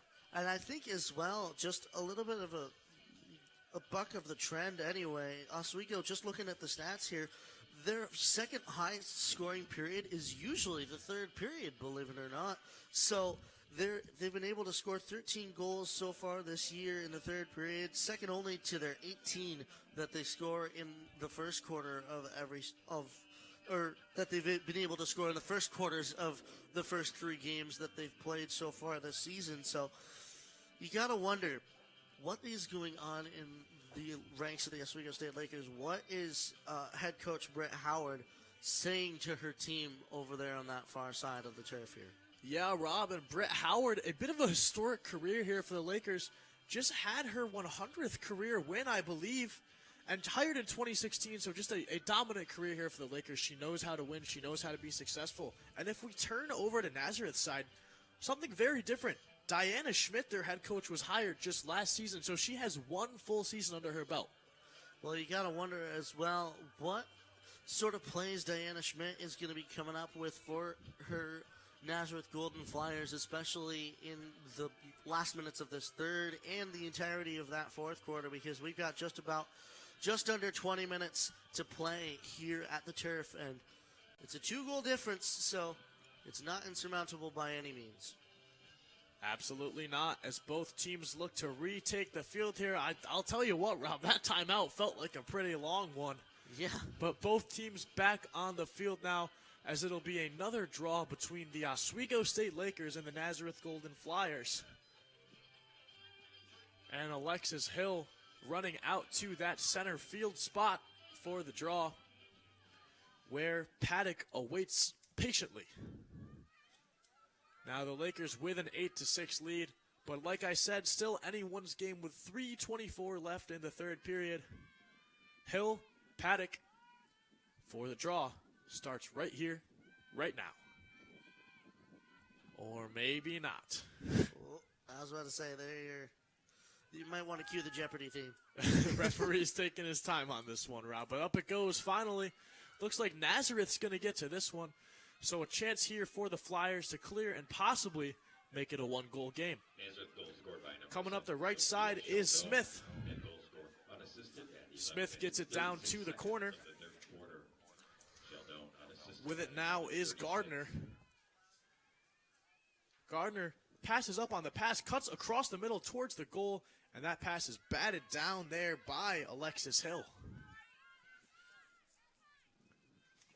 Flyers maintain possession here, as this one's going to go up top for Paddock. Flyers swing it all the way across over to Hoare. Get that one down low, back to Gardner. Gardner finds it at X. A chance here for Chaldone. Chaldone coming up the right side, unable to get around the Oswego defense. Still with it is Chaldone, gets it down low to Masurowicz. Up to Hoare, back to Chaldone, and we're seeing again this kind of 3-player string. Sort of just trying to break down that Oswego defense, and a chance here, and a goal again. Hoare, her third of the day, I believe. Another hat trick for us here, and just like that, Rob, it's 7-8. Yeah, the Oswego State Lakers really need to be careful, especially for something like that. We were seeing that whole 3-player shuffle on the near side here before the last goal and before this goal as well. So clearly just the little plays like that are able to jumble up Oswego enough to where Nazareth gets an opportunity, gets a rush in on Iakovisi, and they're able to put it behind her. Yeah, and a beautifully taken goal there by Hoare. Her third of the game, like we said. Hoare has had a pretty quiet season here so far, but a dominant game from her today.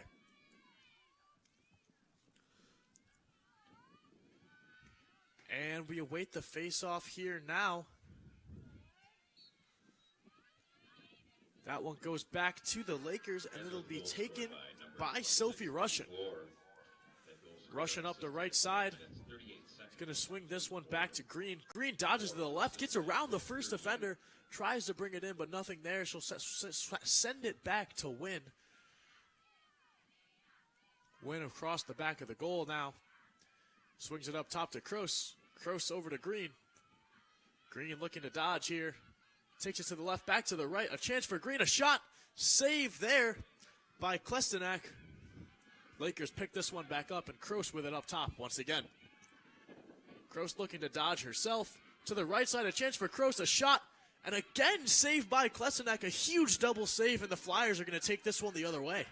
My goodness, Ali Klestenak is just fearless in the goal there for the Nazareth Golden Flyers, and she gives them another opportunity coming the other way to possibly tie it. And here's a chance for the Flyers, like you said, a shot off the top right post of the net. That one's going to be no good, but Flyers will retain possession and have another opportunity at a goal here. Iakovisi's got to be breathing a sigh of relief after that one. Oh, absolutely, Rob. I think that's the third time she's had the post hit there, and they've not scored on it. And the Flyers in the back left corner now is Masurowicz. And again, we're seeing that string that's given the Lakers so much trouble on this near side. Up top to Hoare. Masurowicz looking to dodge up top. Masurowicz kind of locked up there, but swings it across Chance for the Flyers as this one gets back over to Hoare. Hoare through two defenders, a shot, and it's a tie game here with 30 seconds left in the third period, Rob. Liddy Hoare take a bow, 4 goals in this contest. And wow, what a game that's been played here by her. I mean, yeah, Rob really came out of nowhere today. Came out of nowhere, especially here in this third period. Just a dominant performance from her, 4 goals. And she is making this Lakers defense look like, for lack of better words, Swiss cheese.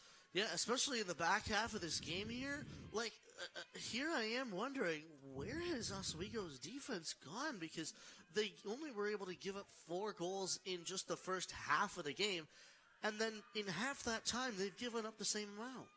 Yeah, I mean, Lakers defense, especially in that first period, just so strong. They allowed 1 goal. They weren't letting those passing lanes get open. And now we've kind of seen Nazareth sort of adopt that more one-on-one, let me beat my player, let me beat the person guarding me type of mentality. And it's working really well for them. The Lakers are not able to run with the Flyers one-on-one. Yeah, and referring back to those goals that goals by period column, it's the Oswego State Lakers let opponents score the least, believe it or not, the second to least anyway, in the third quarter. 8 for the first, 8 for the second, only 6 so far scored against them in the third quarter of their game so far. So you gotta wonder what sort of breakdown is happening in Oswego's lanes. Yeah, and this is going to be a tripping call on the Lakers. There may be a man-down opportunity, but there's not going to be. And that's going to do it for the third period of play, Rob. We're tied at 8 goals apiece, and this is looking like it's going to be a real nail-biter here going into the last 15 minutes of play. Now, if you're the Oswego State Lakers, you really need to be pushing the panic button right about now. You had a 3-goal lead. That is now kaput. And you've only got 15 minutes to try and rectify your situation here. Yeah, Rob, absolutely. And certainly no team out of this game. Of course, 8-8, it's basically a 0-0 game. You're basically playing a 15-minute lacrosse game here in this last period.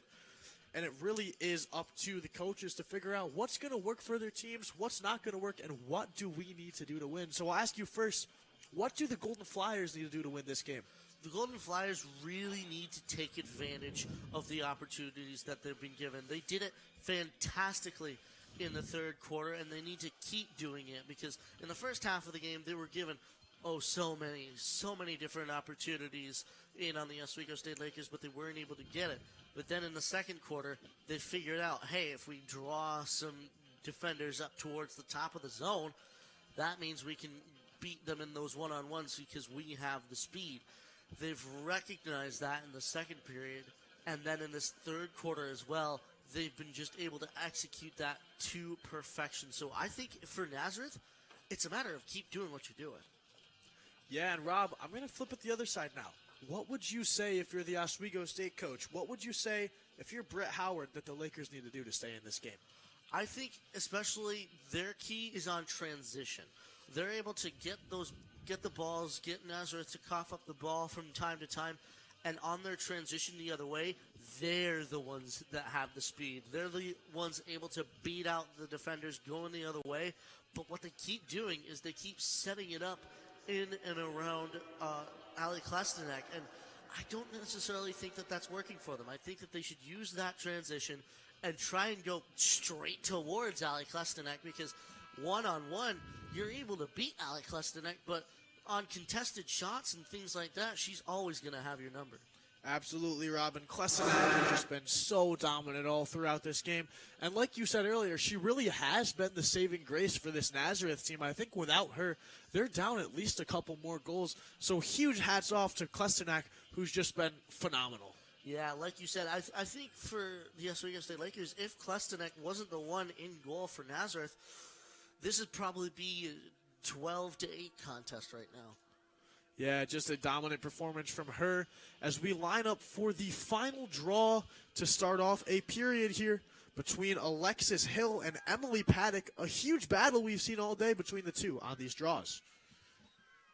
And this one's going to go in favor of the Flyers as Paddock flips that one up to McPeak. McPeak swings that one back over to Paddock. Paddock coming up the right side here now. Still with it is Paddock, guarded closely by Hill. Paddock will swing that one back to Smith. Smith puts that one up and over to Rosati. Rosati's going to swing this one back across the middle and over to Julia Dietz. Dietz up top with the ball. Gets it over to Paddock once again. Paddock finds Masurowicz.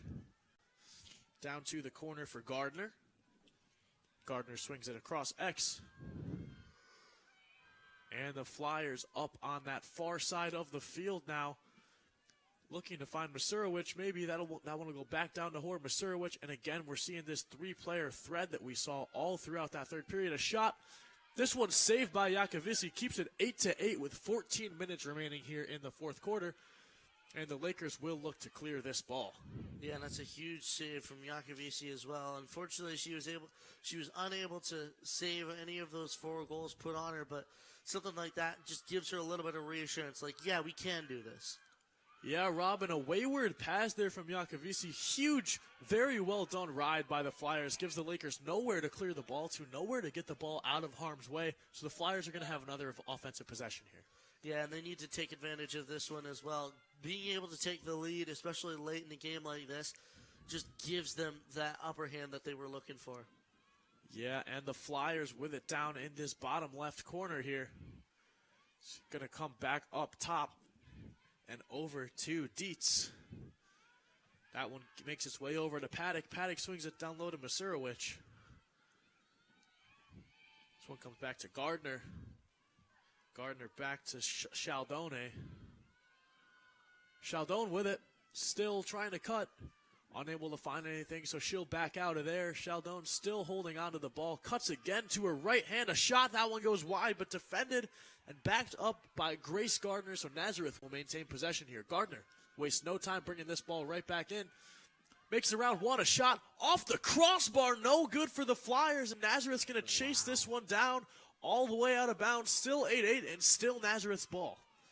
And wow, that was a huge break for Yakovisi there, because Grace Gardner as well was able to beat the defender going around the side of the net, and I believe the defender was Sadie Zemanek. But yeah, just being able to beat the defender like that, and just another sigh of relief as well from Yakovisi as she hit the crossbar. Yeah, and here's Zemanek on defense here. But coming out from behind X is the Golden Flyers. A dodge, another dodge, a spin, a shot, falling as she shoots. It's no good, but it looks like we're going to have ourselves a loose ball push and a shooting space call here, and a chance for the Flyers to make it 9-8. Yeah, and they've got Catherine Salamita, it looks like, they've got Lydia Hoare. Oh, boy. This one could be dangerous. Yeah, and who better than Lydia Hoare on the shot? Goes right through the 5-hole of Yakovisi, and just like that, the Golden Flyers go from down 3 goals to up 1, 9-8. And Lydia Hoare with the 3 last goals from the Nazareth Golden Flyers, and Oswego just on the back foot now for one of, if not the first times in this game here. Yeah, and Lydia Hoare really having a Game 6 Jordan performance today, Rob. I mean, just dominant out here on the field. Seems like the Lakers really can't figure out how to stop her or what to do to counter her prowess. And especially when you get opportunities like that one just to score in, it's you don't want to say it, but it's almost a foregone conclusion. Absolutely, and here comes yet another draw between Alexis Hill and Emily Paddock. Hill and Paddock, like we said earlier, have been battling all day long on these draws. They've really been close to 50-50, but this one is going to go in favor of the Lakers as Madison Davis does a crazy little maneuver there over the back of her head. Lakers are going to come out with this as here's Cassidy Croce on the ball. Croce swings that one up top.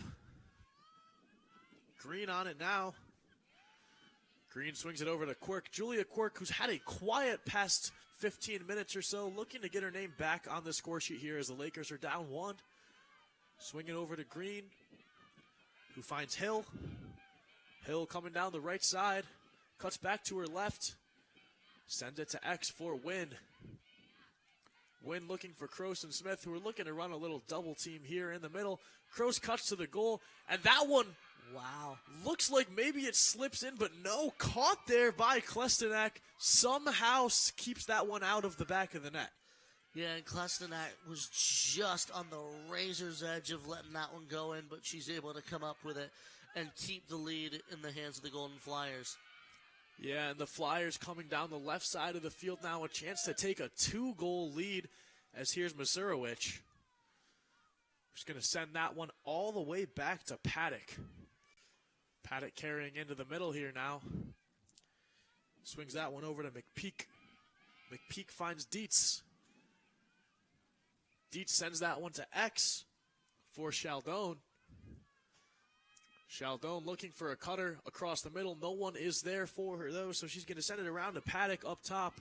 Paddock looking to dodge here, one-on-one. Gets around Green, but Green with a huge check to get possession back for the Lakers, and instantly the ground ball is picked up there by Sophie Russian. Oh, but you got to watch out for Lydia Hoare there. She literally just got up on her. Yeah, and Zemanek with a huge clear there. The Lakers will take this one to the right side. Here's Cassidy Cross getting double-teamed and loses it. But we're going to get a loose ball push called, and Lakers will take possession once again. Davis down here in the corner with it now. Lakers still down 1 goal, need one to stay in this game.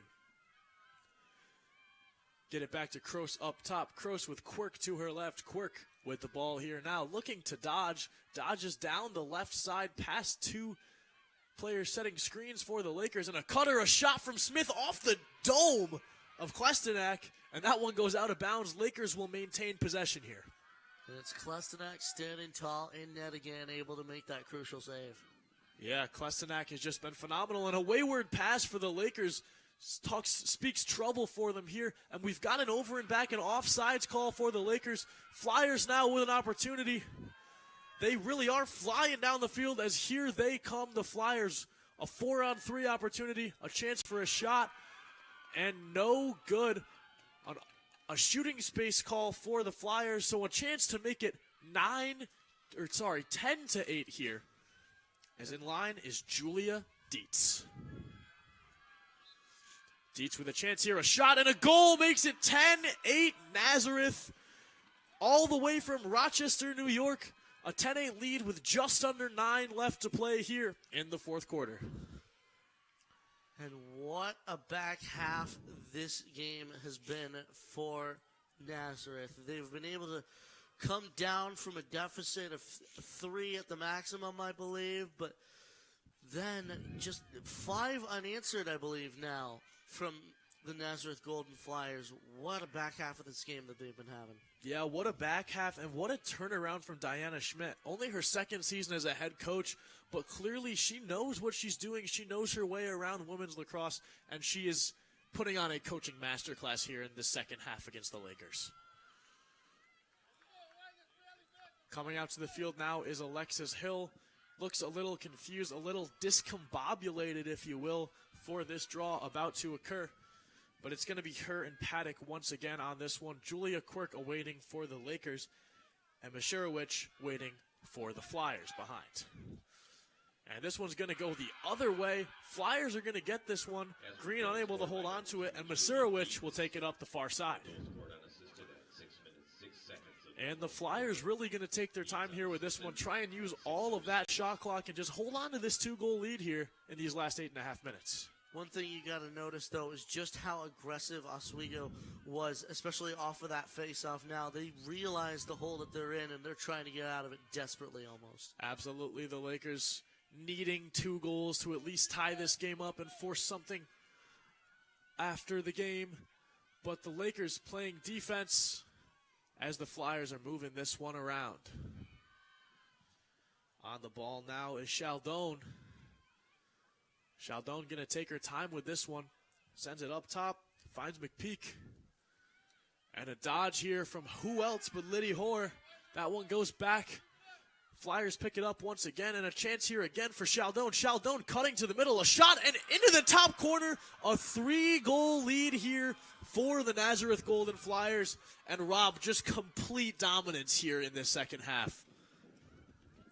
And it's been the story of 2. Sophia Chaldone right there and Liddy Hoare, the 2 highest scorers here for these Nazareth Golden Flyers. Wow, what a game the 2 of them have been putting on in front of us. Yeah, Chaldon with her 4th goal of the afternoon. And what an important goal it is. I mean, that 2-goal lead really seemed very attainable for the Lakers in these last 8 or so minutes. But when you get it up to 3, and it gets that much harder going into these last few minutes. Yeah, and especially because they haven't been able to score a goal since 10 minutes left in the third quarter. So it's been quite a while for the Lakers in terms of scoring. So they are going to have to really get back on their horse here if they want to keep in this game. Yeah, Robin, we talked so much about the Lakers' offense and how well they were doing in that first half. Perhaps a bit of an announcer's jinx from us because this second half, they really haven't done much. Really offensively, they've struggled. Defensively, they've also struggled as well. I think it's just probably a little bit of a matter of just a little bit of the brain fog that's caused by just getting a little bit more tired in the game as opposed to the other team. Yeah, and the Lakers trying to move this one around here after winning that draw. As here comes Quirk trying to dodge down the right side. Quirk down the right side, spins to her left, back to her right, and loses the ball. Able to scoop it back up, but she's going to have to dish that one out to Hill. Hill with it now in her left hand, swings it out to Smith. Smith unable to catch that one. Lakers are going to come away with it, though. Win with a huge ground ball. Well done to hold on to that one. And I think one of the things that benefits Oswego the most is just how they're able to recover from those ground balls. They've been able to do it well all game. Yeah, and Quirk on the right side now, trying to dodge or find some sort of attacking prowess. Over to Kroos. Kroos swings it over to the left side for Davis. Davis across the middle to Quirk. Quirk unable to hold on. Looks like a loose ball push. No call there, though, from the referees. And the Lakers are going to keep battle. They get the ground ball here. And Russian with a huge check to get possession back for the Lakers. But still 3 goals to score to get themselves tied up once again. And that one goes to Smith. Smith not ready for that one. Looks like she's going to be able to chase it down in time. But Smith now pressured very heavily right at the edge of their zone. And Smith not able to get the ground ball, but she will get a loose ball push called, so the Lakers will get possession here. 6 minutes left here in the third. Lakers down by 3 with their backs against the wall. On it now is Hill. Hill fakes a shot, sends it over to Quirk. Quirk on her right side. Hill alongside her. Quirk still with it, swings it over to Russian. Russian looks to dodge. Nothing is open for her. Nazareth doing a phenomenal job of covering up these lanes and filling these holes in their defense. Yeah, they're being a lot more aggressive, especially in this back half. And Russian swings that one over to Davis. Davis carrying down the far side, looking for something, maybe trying to dodge from behind the net here, see if she can find a cutter open across the middle. But Kroos is that cutter, and she is not there. A pass up to Smith, who didn't appear to be ready for it. And the Flyers are going to take this one the other way, pending a check here from Russian. Russian misses, and the Flyers up the right side now with 90 seconds on the shot clock, which they will likely use most of. And the Flyers 3-on-3 here, a chance for a goal, but instead they look to pop it out and slow things down. And Rob, for the Flyers, with just under 5 minutes left, it really is just going to be a game of clock management at this point. Lakers need to get out and press if they want to get the ball back, if they want to score 3 goals the next 4.5 minutes. Yeah, Nazareth realizes they're up by 3 goals. They've got essentially all the time in the world, especially with a 90-second shot clock. They can use all of that clock, and they are going to use all that clock to their advantage and just waste some time. It's up to Oswego to control the time in this game here. Yeah, and the Lakers really struggling to stay with them, struggling to press Nazareth and force a mistake here. And I think that just comes down to fatigue. Of course, the cold weather a factor here today. Well, you'd think, especially for Oswego, this being their home turf here, that they'd be a little bit more accustomed to such a weather factor as well. You would think so, as Aubriana Green is battling out there, trying to get the ball back from the Flyers. But with 15 seconds on the shot clock, they're going to have to get something going here pretty soon. And a ground ball, foul call here on the Lakers, and it's going to stay with Nazareth as they'll take this one from behind the goal. With the ball now is Chaldon. Sheldon coming from behind X. 3 seconds on the shot clock. Need to get one off. And they'll chase this one all the way down, but a shot clock violation, so it will not matter. Lakers are going to take this one the other way. And with just over 3 minutes left, the Lakers truly do have their backs against the wall here. But sprinting down the field comes Catherine Nash, looking to get something going for the Lakers. Nash unable to find much as she'll swing this one back to the defense where they will fumble it. And here come the Flyers again with a 90-second shot clock, which will cut off half of the time left on the clock if they decide to use all of it. And Rob, you see the Flyers being super nonchalant here now, taking their sweet, sweet time defensively and not forcing anything. But the Lakers pressing high and looking to get a ground ball out of this one. Yeah, I was about to say, it's those mistakes, those potential mistakes that Nazareth could make late in the game here that could net some opportunities late for Oswego.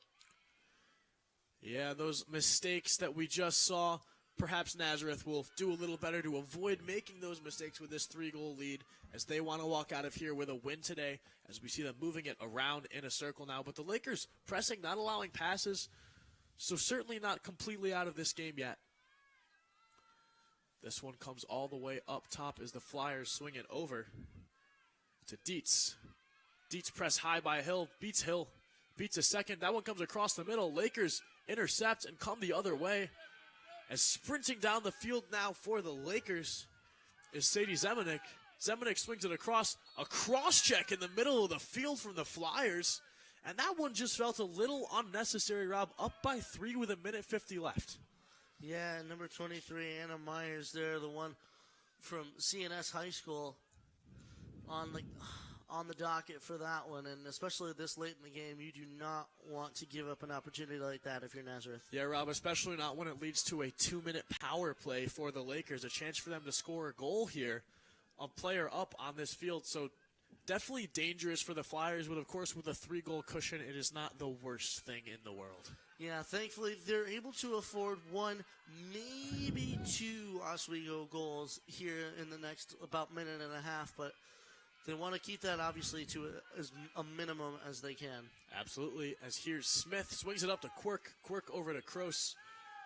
The Lakers looking to speed things up here and get a goal as soon as possible. Davis swings it back.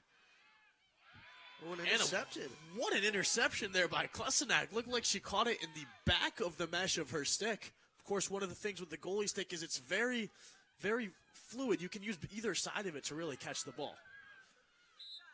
And a loose ball push there from the Flyers will give possession back to the Oswego State Lakers. Yeah, but the Lakers have to be quick, especially with only about 1:09 left on the board. Yeah, and Smith's going to swing that one over to Quirk. Quirk wasting no time.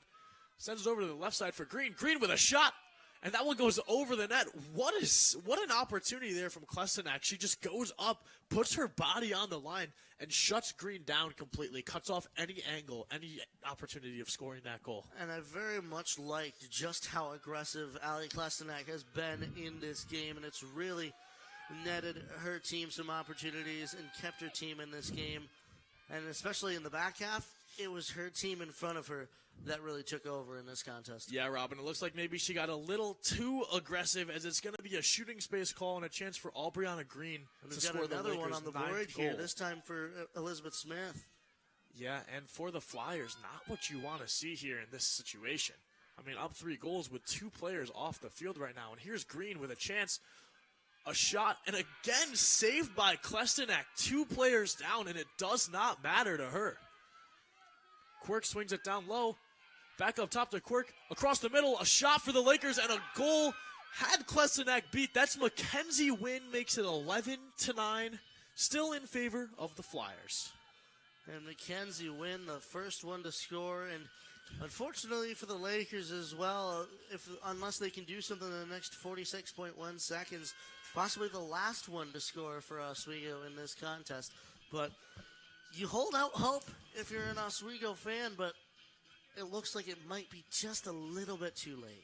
Yep. A little bit too little too late. Too little too late seems to be the motto for today's game for the Lakers. Of course, they had that lead coming into the fourth quarter. They had a 2-goal lead looked pretty good. They played very well in those first 3 periods in this fourth quarter. We saw Nazareth sort of take over. We saw the Lakers defensively start to collapse. And sometimes that's all it takes, especially in a close game like this where 2 teams are pretty evenly matched. Oh, absolutely. So, in matches like this, like you said, where the teams are fairly evenly matched, if one of them gives up or relents, the other is able to take it with ease. Yeah, Robin, with that goal, the first penalty for the Golden Flyers will be released, but they are still 1 player down here for the last 46 seconds of this game, pending an Oswego goal. So still a chance for the Lakers to go down and have a power play opportunity, but they will need to win this draw to do so, which they will do as Sophie Russian comes up with this ground ball. Lakers with a chance here to Kroos. Kroos comes across the middle, loses the ball. We've got another shooting space call here for the Lakers, Rob. 29.8 left on the clock, and a chance for Kroos to make it a 1-goal game. Yeah, this is about one of the most important plays of this second half. Can the Lakers bring it within 1 with 30 seconds to go? And Kroos at the ready, facing off with Klestenak. A chance here. She shoots, and she scores. 11-10. 27.8 seconds on the clock, and just like that, we're back to a 1-goal game for the Lakers, Rob. And wow, we knew that it would come all the way to the wire here, Mike. It's a 1-goal game with 30 seconds left. Expect Oswego to be going absolutely full gas, no breaks, everything on the line in this last 30 seconds. Yeah, Robin, we've got a timeout here now, I'm assuming by the Oswego State Lakers, but maybe a little bit of deja vu here because a year ago today, these 2 teams faced off. That's right, March 12th, 2024, and the Lakers came out with a 12-11 win. Yeah, it was a 1-goal game then. It may very well be a 1-goal game today, but boy, oh boy, the Lakers making essentially a last gasp here, able to get 2 goals in the span of just about a minute anyway, and they're able to turn around their fortunes just late in this game here. All right, Rob, so I've asked you this quite a few times already, but if you're Britt Howard, down by 1 goal, 27.8 seconds left, what is your game plan going into this final draw, going into this final possession, to try and win this game, try and tie up this game, rather? Use your speed. The 1 goal that really sticks out to me is the one that they got, I believe it was about the beginning of the 3rd quarter, where they were able to send it into somebody to the right of Klestenak, just get that pass, a little give and go, and then cut right towards the middle, get it right towards the cutter, and release it almost as immediately as they were able to catch it. Just make Ali Klestenak move, because a goal like that is not going to be beaten easily. They need all hands on deck to try and tie this one with 27.8 left. Yeah, Robin, we saw it on that 9th goal that the Lakers scored as well. They got Klestenak out of position, and the goal came a lot easier for them. So really, if they're able to win this draw and take the ball down, this game is far from over.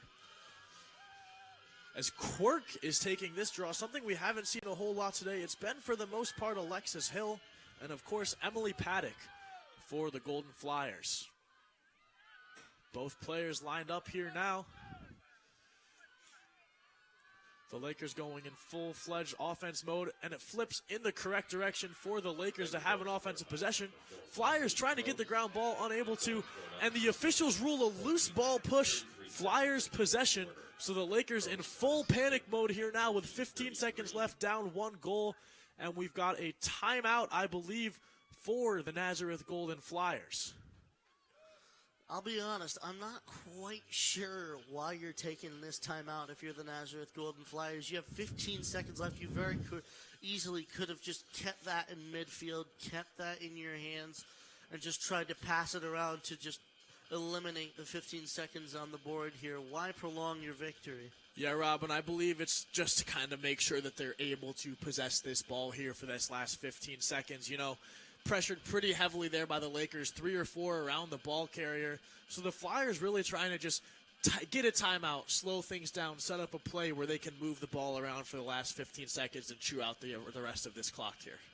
Yeah, and it's been that clock management which really has put the Lakers in that sort of panic mode, because it was the Nazareth Golden Flyers, especially with about 3 minutes to go, that had the momentum, had the control, had essentially the game in their hands, and Oswego desperately in the last minute and a half has been trying to eke that away from them. Yeah, Robin, it really seems like the Lakers have almost completely made their bed, maybe missing a pillowcase or something, but it's just about time to sleep in it. Down 11-10 with 15 seconds left, and the Flyers have possession. It's hard to say that this game is not over. I mean, certainly an opportunity here, but it's going to be almost impossible to get possession and score here in this last 15 seconds. It's going to rely on some very, very aggressive play from the Lakers if they want to tie this one up. 15 seconds especially is not a lot when you're going from midfield all the way to the net of Ali Klestenek, and then you have to beat Ali Klestenek as well if you want to even it up and send it to some extra time, or even just tie it up here. Yeah, and we look at the way the Lakers are taking the field here now. 3 players pressuring the ball carrier, cutting off all of the nearby passes and leaving some players very far away, wide open, because they really aren't much of a threat to the Lakers. And you'll notice no one in the net for the Lakers either. They got that extra player on the field, but they looks like they might have a chance here to get a possession. This one goes out of bounds, and it's going to be an Oswego ball with 3 seconds left, and there's just not enough time for the Lakers, as that will do it. And the Flyers take this one, improving to 4-3 historically against the Lakers, and improving to 3-2 on the season. So Nazareth back to winning ways. They won against Buff State just about 4 days ago on Saturday, and they're able to win against Oswego State here at the Laker turf. And what a game that was, and another one in between the Lakers and the Golden Flyers that was only a single goal between. Yeah, Rob, those one-goal games are what you really live to see. You can't help but love games like this, games where it's nice and close, where both teams battle it out for 60 minutes. It's what people want to see, and it's what everyone loves.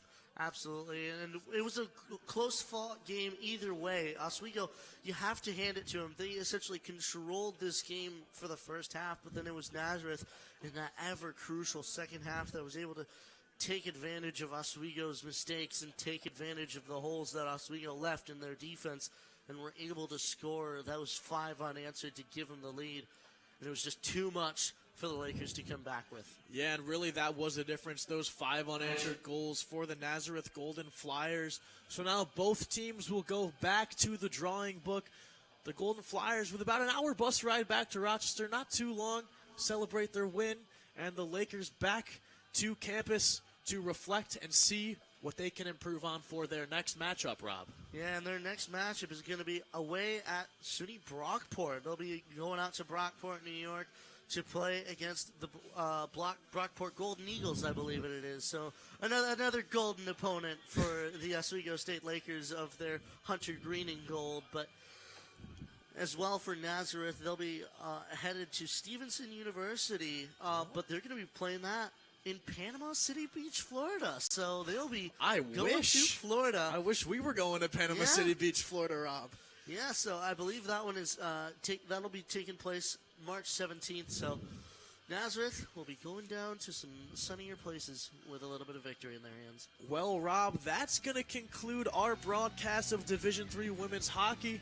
So thank you for tuning in. I've been Mike Neckers. Alongside me is Rockin' Rob Finger. Thanks to our producer, our director, Luke Belanger, and our producer, Michael Shetler. You've been watching lacrosse here on WTOP 10. Have a great night, everyone.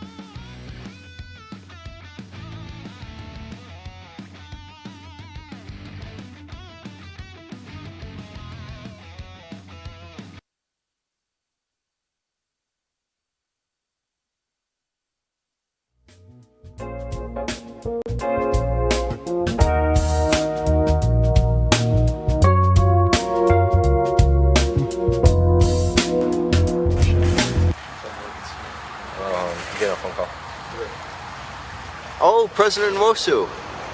Yeah, are you excited for tonight's interview? What do you mean you're canceling? You have better time. You have better things to do with your time, resources, and money. And you think our show is stupid? Find a guest with lower standards.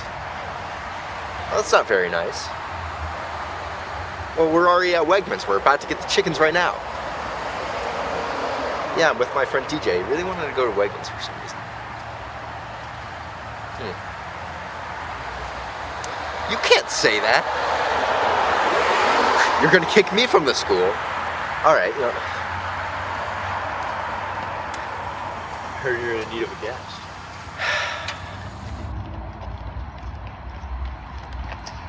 Oh, bam.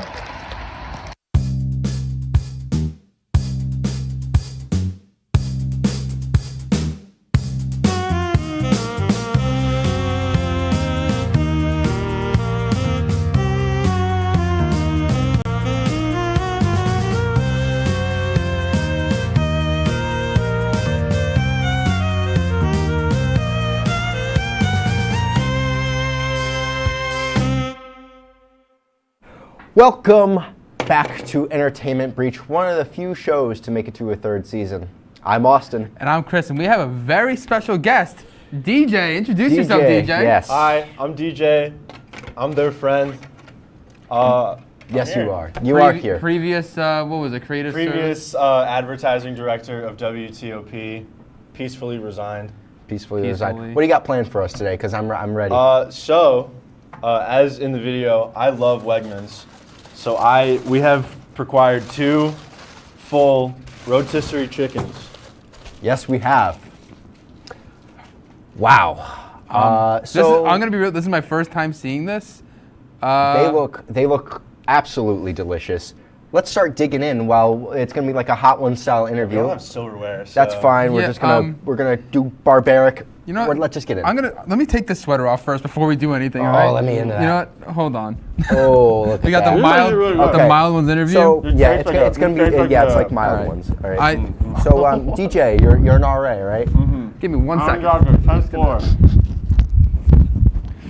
How do you like that position? It's great. You're surrounded by a lot of people that really care. A lot of people with a lot of drive. Shout out to Shaheen. He's my boy. He was my RA last year in Onondaga. Yeah. We actually lived in the same suite. And when I got hired for the RA position, I got put in the same suite again because Carson, the previous hall director, God rest his soul, he didn't die. He just quit. Okay. I'm making sure. He put me in the same suite and then left. Now he works at SUNY New Paltz. Oh, really? Yeah, he's on the greener pastures. This is really dry. Dude, it's really, yeah. You know what? It's okay. It's good, but it's dry. dry. Yeah, it's just really dry. It's very delicious. All right, so I know you do a lot of things in your leisure time. Yeah. So, Keep going. I'm yeah.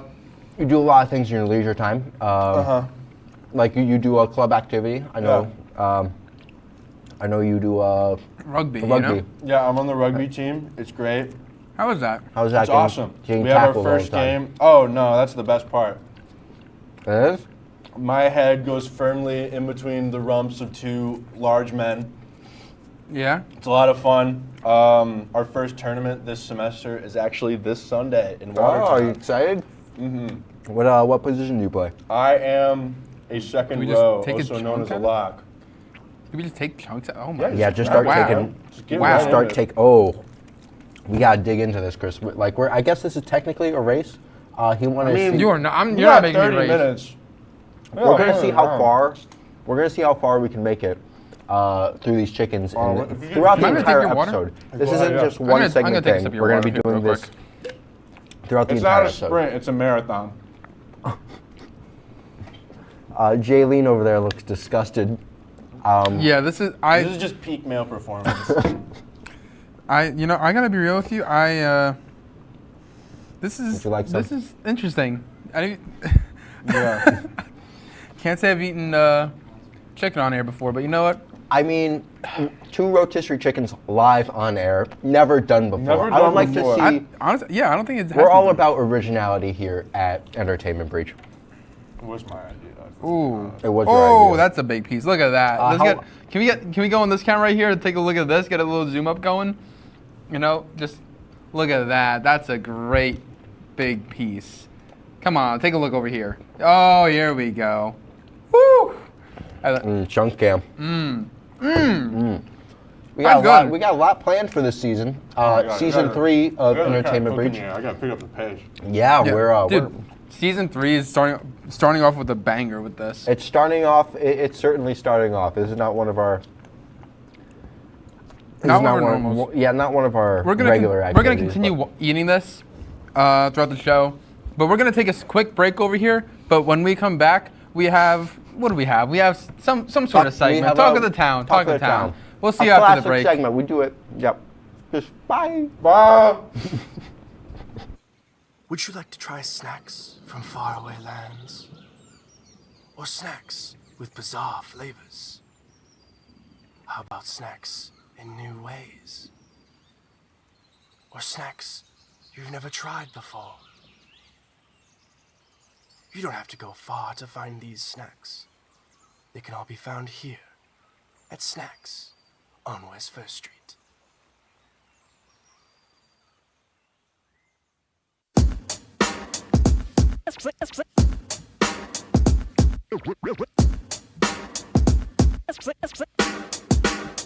Yeah, we're walking around campus, and what do we see?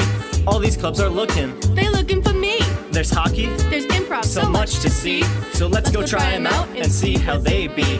Come on and please watch. Our embarrassments free. Tune in to Amateurs on WTOP.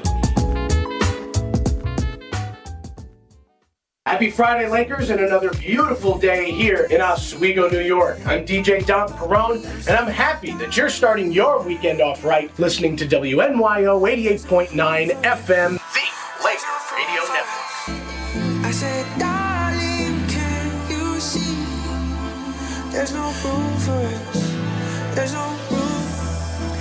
Now our lives are changing. Promises keep slipping. And I always knew it wasn't you. It wasn't you. Now our lives are changing. Promises keep slipping. And I always knew it wasn't you. It wasn't you. Welcome back to Entertainment Breach, the only show that's on its last legs. So You guys ate now the legs. we did eat the legs. And DJ, I just want to make a quick got note here. wings. In that commercial, we saw the snacks commercial, and it's to my understanding that you were actually the voice of that commercial. I am. You whisper into our ears almost every day. So Oh, absolutely.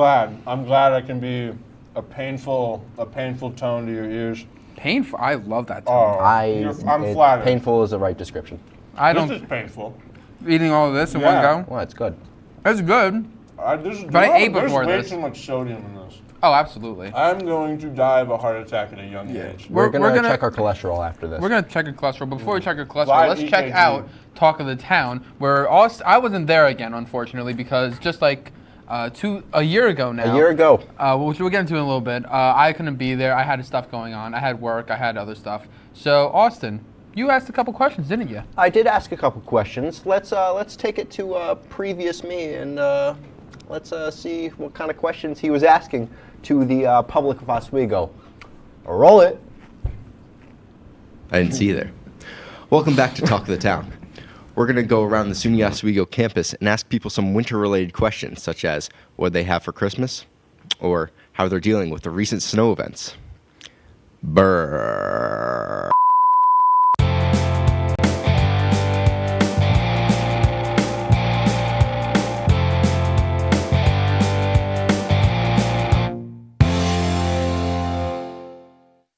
We have cameraman Joey returning for the 1-year anniversary.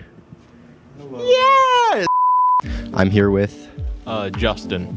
All right, I got some questions for you. How was the recent blizzard affecting you? Made the commutes definitely harder.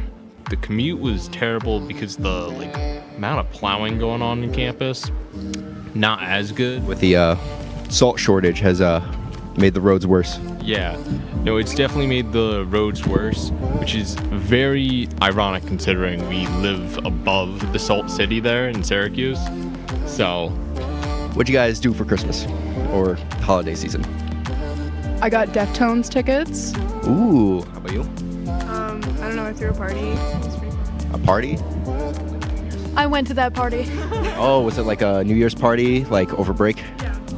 Good. How was the recent blizzard affecting you and your commute? I feel like I got to get in touch with my true spiritual self. I loved it so much. Like Elsa. I can't lie, I busted my so many times getting to class. We're gonna have to censor that, but that's all right. Charlie.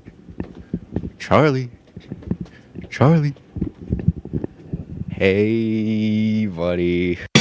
How was the recent winter storm affecting you and your life? Oh, wow. Hey, deep questions here. Yeah, I forgot to bring boots this year. Yeah. Unfortunate. Last 3 years, it hasn't been that bad, and then I'm like, I don't need to bring boots. Why would I have boots? More like schmoots, am I right? Exactly. He gets it. Yeah. And then I didn't bring boots, so these are the only shoes I have.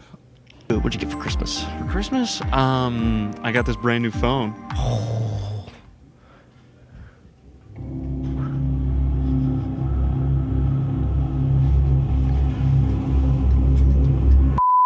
Let's go into Shinneman and ask the STEM people what are they thinking. Maybe we'll find someone in meteorology and they can talk about the storm that recently happened, where all of our cars were blocked in, and I couldn't get my car out for a long time. Anyway, let's go. All right, I'm here with James and Jake. So, I know last week there was a huge blizzard. How's that affecting your life? There's a lot of ice outside my front door. Did your car get stuck? I know you got a car. Did your car get stuck? My car did get stuck. How many times? Multiple. Specific number here. We'll go 5. 5. You got me beat. I got stuck only twice in my little hot rod, my little 2010 Toyota Scion. Chris, get a picture of that up. How was your winter break? It was all right. Do anything interesting? Nope. No? Nope. No interesting presents or? Not an interesting guy, I'm so sorry. How is the recent snowstorm affecting your life? Well, first off, it's cold. How's the snowstorm affecting your life? I was stuck in the suite, my underdog suite, made a few songs. Hey, we go to the same suite, actually. Made songs? That's actually pretty cool. Yeah, we were bored, so we made some songs. We literally could not leave.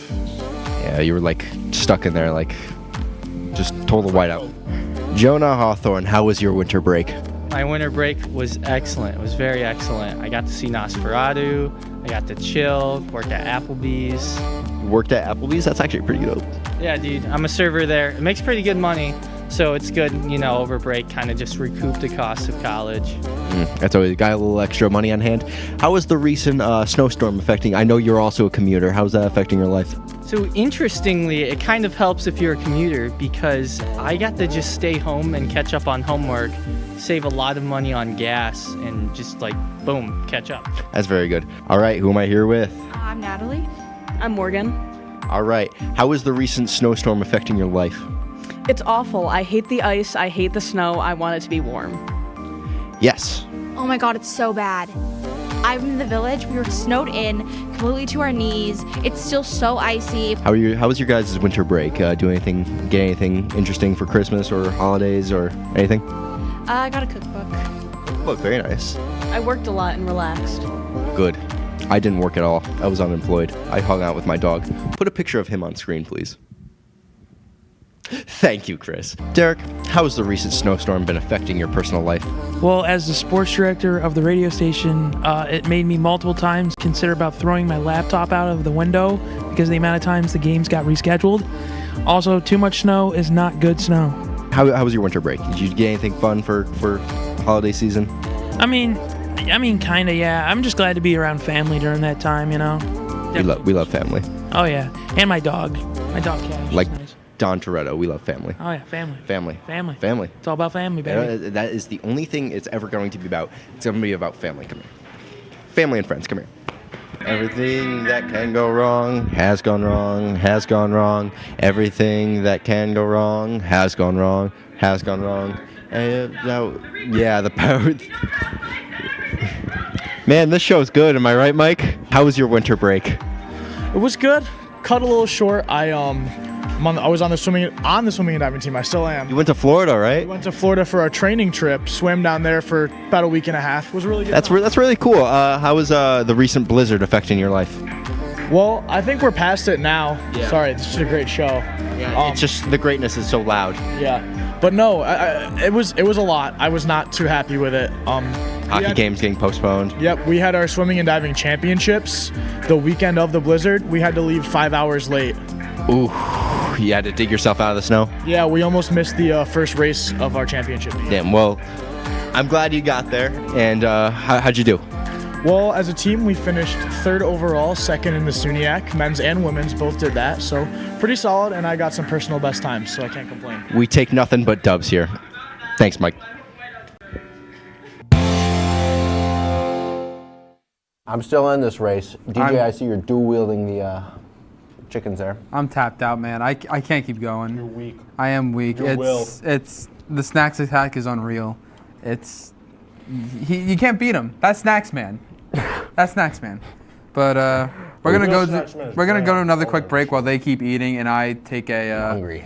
I take a little rest. But don't go anywhere. We got more stuff. Can you stop blocking me, Austin? Okay. We got more stuff coming up. Go to the break. Yeah, just go. I want to go. I want to sleep.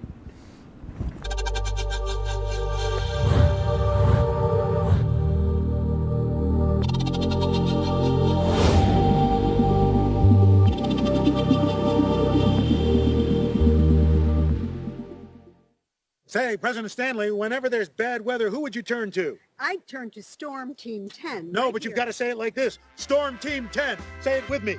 Storm Team 10.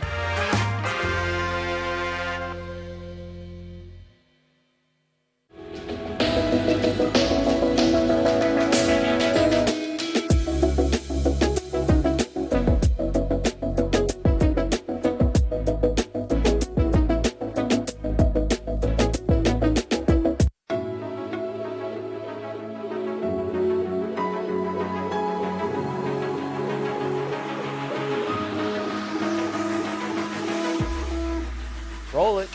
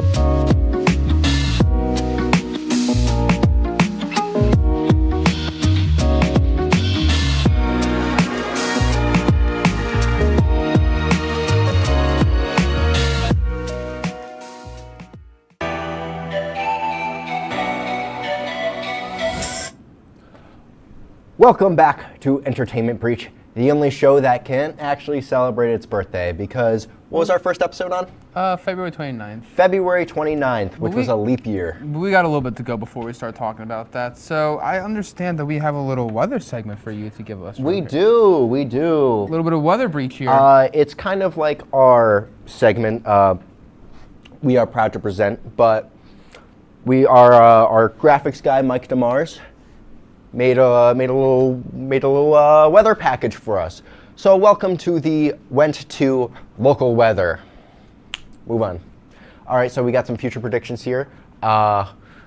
Tonight we've got some sunny. I can't read it. Oh, I wish we turned on this. Actually, let me turn on this TV. We could definitely turn that on. Yeah, we can turn on that TV, so it'll be a lot easier. We got some sun showers. We're gonna get some snow. I think that is. And then Thursday, that says the forecast has been redacted due to security concerns. Unfortunately, Yeah, tomorrow is going to be -2 after that. All right, move on. I'm just going to pass by here real quick. 1 second. McKinley has a -76,295 degrees. It's going to be a little chilly down there. Almost absolute zero, but that's okay. Let's see what Oswego here is. A nice 32 for your local college, and then Fulton, of course, around the same. Everywhere it's actually. Everywhere else is 32 other than McKinley. McKinley, I'm sorry if you're in McKinley, you will perish. Anyway, let's move on to next week's was entertainment breach. We have a town? We apparently.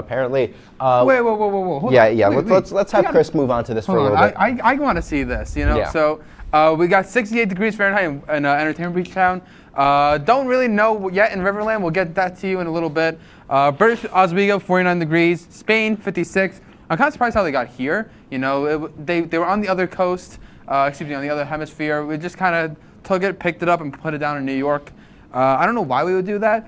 McDonald, 2 degrees Fahrenheit. I don't want chicken. You don't want chicken? I don't want chicken. I'm done. You got that. You got it. Here. You eat that. You eat that. All right, let's move on to next. Let me block it here. The studio forecast. Okay. Hey, this is my segment now. Get out of here. All right, so the studio forecast. We have 89 degrees. That's terrible. That's terrible for our back room over there. Engineering, please fix our HVAC system. I'm looking at you, Brian. And also Jesse and myself. I forget that's also my job. But that's kind of unfortunate. And now, current condition report here. Let's take a look at this. 27 to the 3rd power. Pressure, not sure what that is. Humidity, it's not getting any humiditor, if you would. Dew points, they're banned Baja Blast, and wind, it's going to blow. So be sure to take a look out for that. And after that, we got the topper of the week. Topper of the week this week. DJ's topper of the week. Let's take a look at the topper of the week. Uncle Luca. Oh, me and Uncle Luca, we go way back. Why is he still eating chicken? Because I'm hungry. We had to eat the chicken. Anyway, Uncle Luca. Congratulations, Uncle Luca. Now we got a live Chicago cam, sponsored by Spuds. It actually looks pretty good compared to last week. Honestly, is the camera over here? Oh my god, dude, no. The camera's getting shot. I just realized that, dude. Oh, it's not getting out. That's unfortunate. Anyways. Okay. Traffic gas. Let's see. We got a roundabout right here. I hate roundabouts personally. Why do you hate roundabouts? They're the worst. Okay, hold on. No, roundabouts are so convenient. But I think we both understand about this. Yeah. Roundabouts are some of the worst things in the world. But they are not. They are absolutely not. Roundabouts are so convenient. You call it a traffic circle? Okay. You're just wrong. You're wrong. Anyway, so kind of finishing up over here, as we take a look on the Sisyphus update. Is he still pushing it? He's still pushing. Oh, he's done. He's done? He did it. He did it. He got it up the mountain. What an honor. What an honor. honor. Now he's back. He's still taking a look at that. He fell down. Yeah, I'm just going to block him out right here. It's okay. That's embarrassing. And television tower planner. Wednesday, bring out the umbrella and pray. Thursday, National No FCC Guidelines Day, except in Nebraska. I want to be on the air for that. I got a couple things to say. Friday, the beginning of Al Roker Appreciation Month. You better stay tuned for that. Saturday, partly cloudy, except interference. And Sunday, it's against. Oh, I don't know how to do that one. And so are you carrying the whole chicken? All right, and the last thing here, departure from normal graph. So if we take a look here, Wednesday is going to go -12. Thursday, -7. We're going to go up 37 degrees on Friday. Saturday, we're going to have a just neutral thing. Hi, Seth. Sunday, it's going to go negative Thrembo. Seth, you want to get in here and take a look at this other part? I think you want to. Come on, Seth. Come on. Let's go. Monday, it's going to be sludge day. It is going to be sludge. Be ready. I'm mic'd up, so. That's okay. I'll give you my mic. Here. What are we looking at? Let's take a look at one more graphic, then we got to go to break. Sunday is really low. I just gotta say. All right, and back. Oh, okay. Wait, let's go over here. Let's go over here. No, Seth, come back. We're gonna take a look at this thing over here. Why do we just keep inviting people onto our show? Let's take a look at the chance of rain here. It's gonna rain. It might. It might. It might. It well might. It gonna rain. It's gonna rain. It gonna rain. Where's your umbrella? We're gonna see after the break. All right. That was a chaotic. We're not going. We're not going. We're going to break. It's gonna rain. We're going to break. Let's go to rain. It's gonna rain. Had one. Still gonna rain. Thank you, Seth.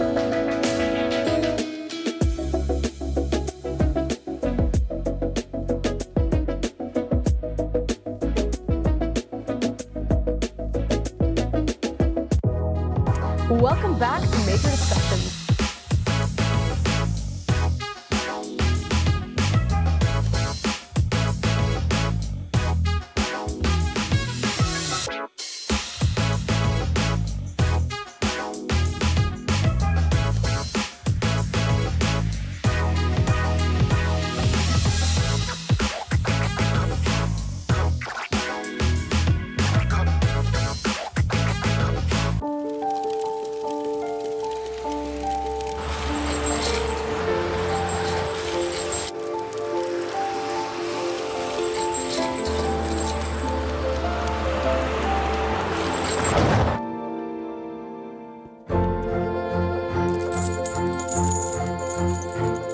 Did you know dragging chains can spark a wildfire?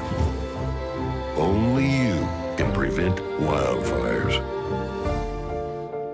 When I was in foster care, I never knew when I would have to move. So I always had my suitcase ready to go.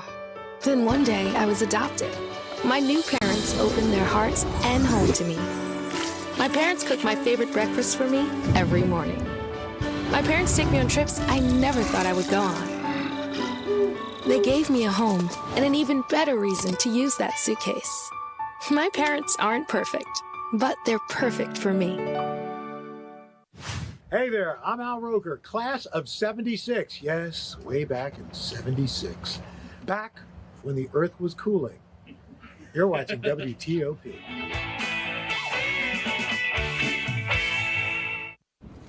Welcome back to Entertainment Week, the only show that...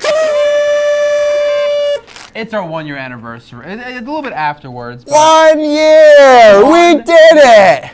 As DJ spits out his chicken, I don't know why. Oh, that was gross. That was really gross, but we'll clean that up later.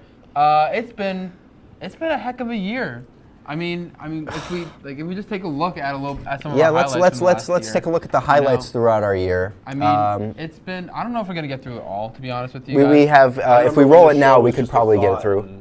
That little man. Yes, I created this. I had the idea for the show a little more than a year ago. Yeah, and as take a look while we talk over. Yes, we are voicing over take the shot. Take the shot. Let's take the VO. You know. Yeah. I mean, look at my face. Yeah, you are. I remember when you only wore that flannel. Yeah. Oh yeah. I wore that flannel all the time. This is our taste or waste, our very first segment. That was the first thing we ever recorded. We ate raw egg.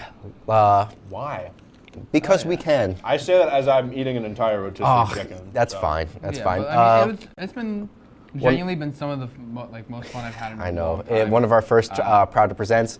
Oh, the memories of you. And hockey talk. Hockey talk, which I don't know if it's ever going to. It will never come back. It'll come back one day. It might come back. Talk of the town.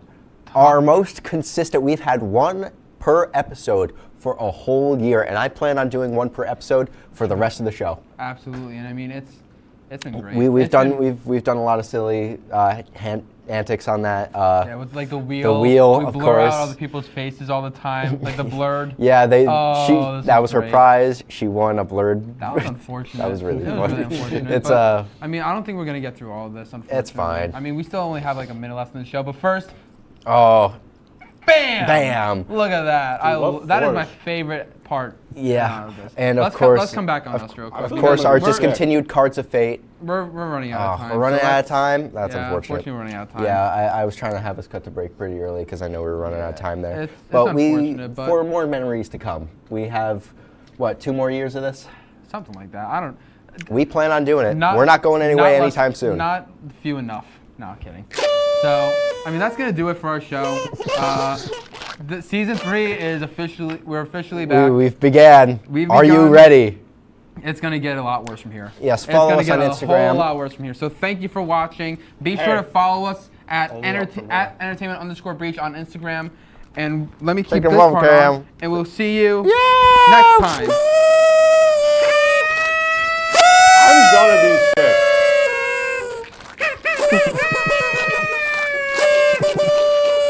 All right.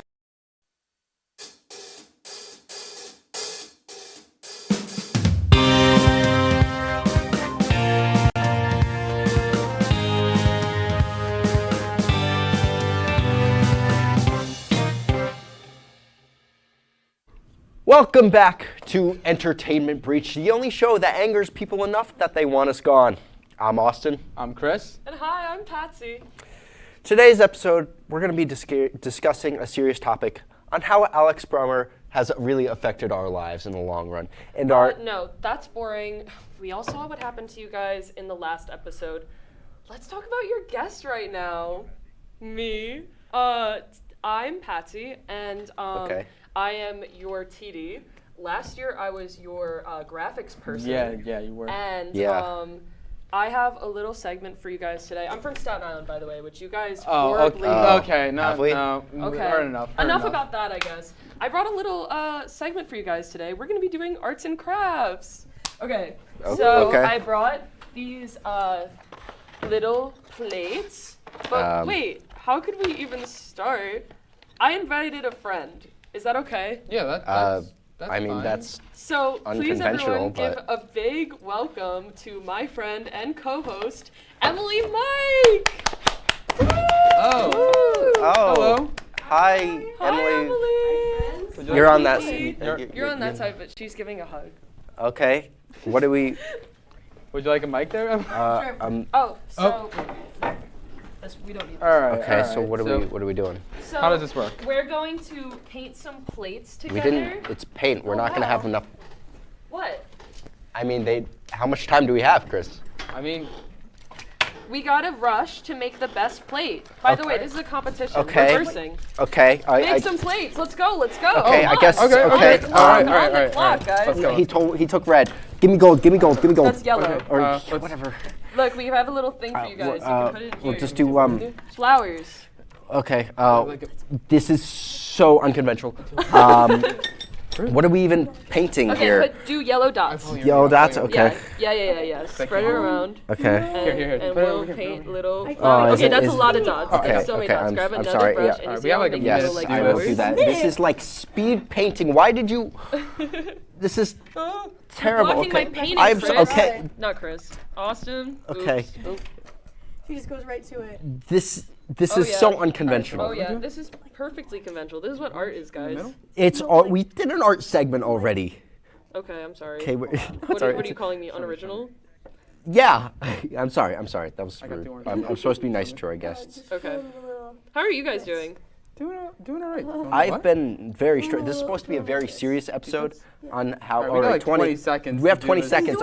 Listen, we're almost done. Okay. This is supposed to be a serious episode on Add how some Alex green. Brummer We can add has. some leaves. We have 10, 8, Yeah, look. 7, 6, Leaf.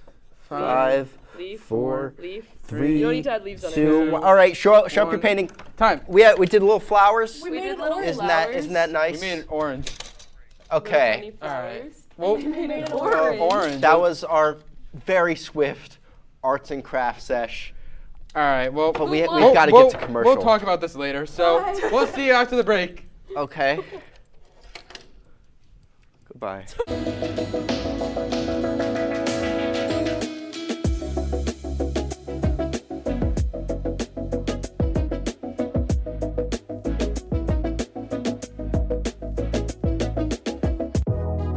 Welcome back to Major Discussions.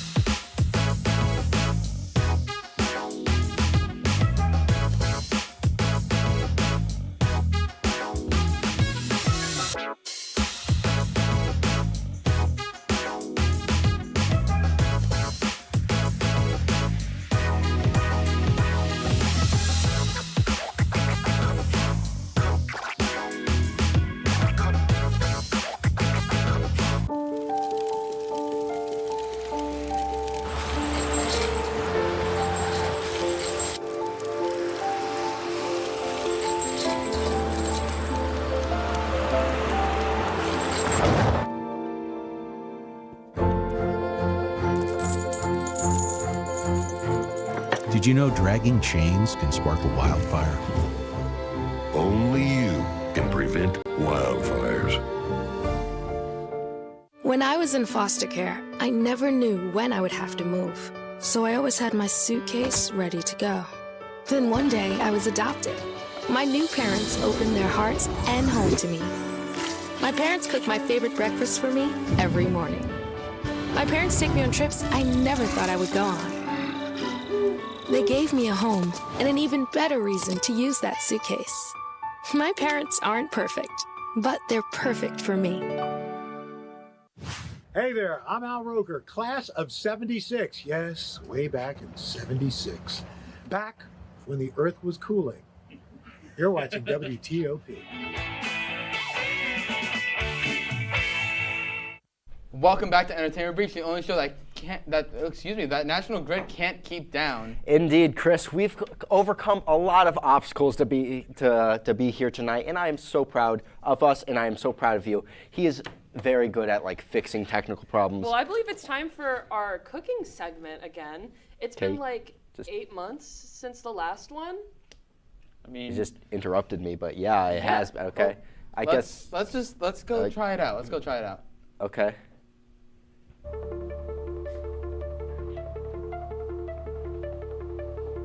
Listen, we haven't seen a taste or waste in forever. The people want answers. Where did Taste or Waste go? Taste or Waste was the first ever segment me and Chris filmed. It should hold a special place in our heart, but I had to eat a raw egg, or I guess raw egg with mixed sugar at 2 in the morning in Chris's dormitory, on Chris's dormitory floor. So excuse me if I don't want to bring it back for another few years. What if I said things were different now? I guess I can see we got a whole kitchen now. There is not a single egg in this recipe. Are you in?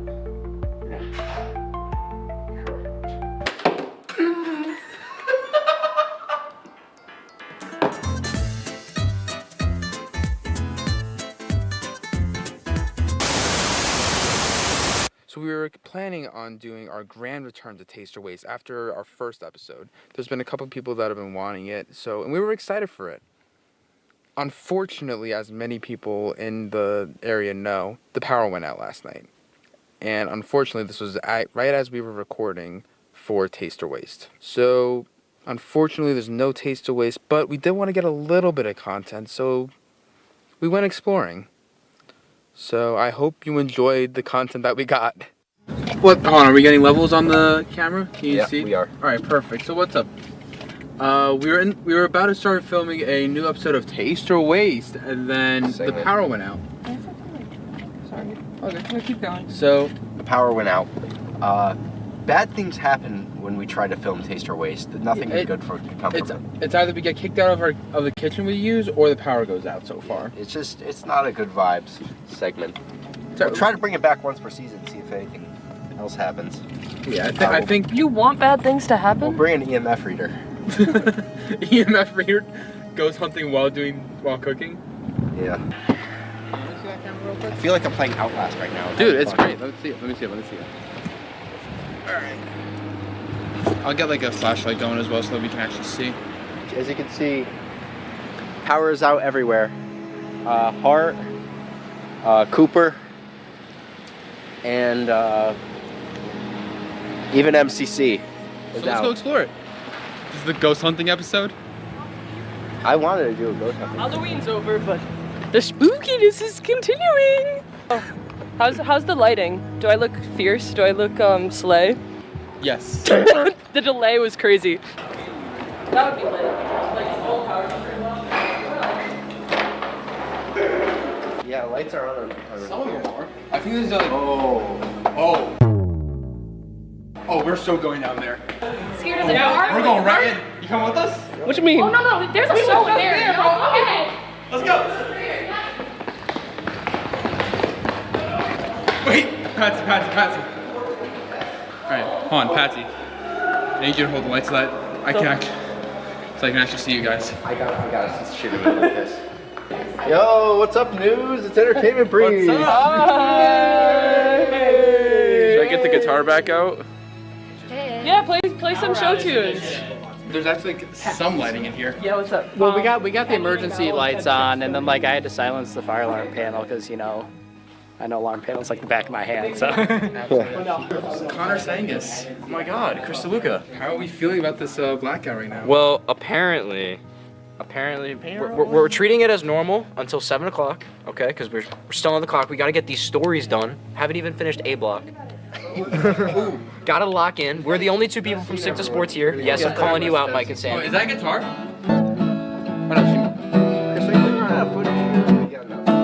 We have some footage, but I'm getting some more. Okay? After you're done.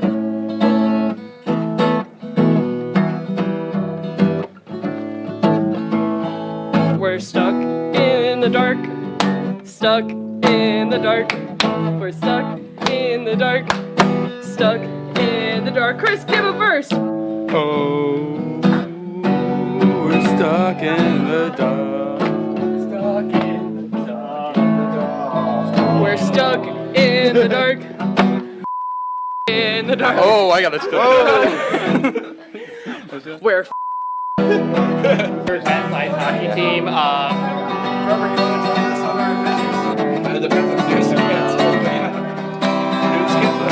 Everything that could go wrong has gone wrong, has gone wrong. Everything that could go wrong has gone wrong, has gone wrong. The power's out. The replay machine's broken. We don't have mics and everything's broken. The replay machine's fixed. The replay machine's fixed and everything's wrong.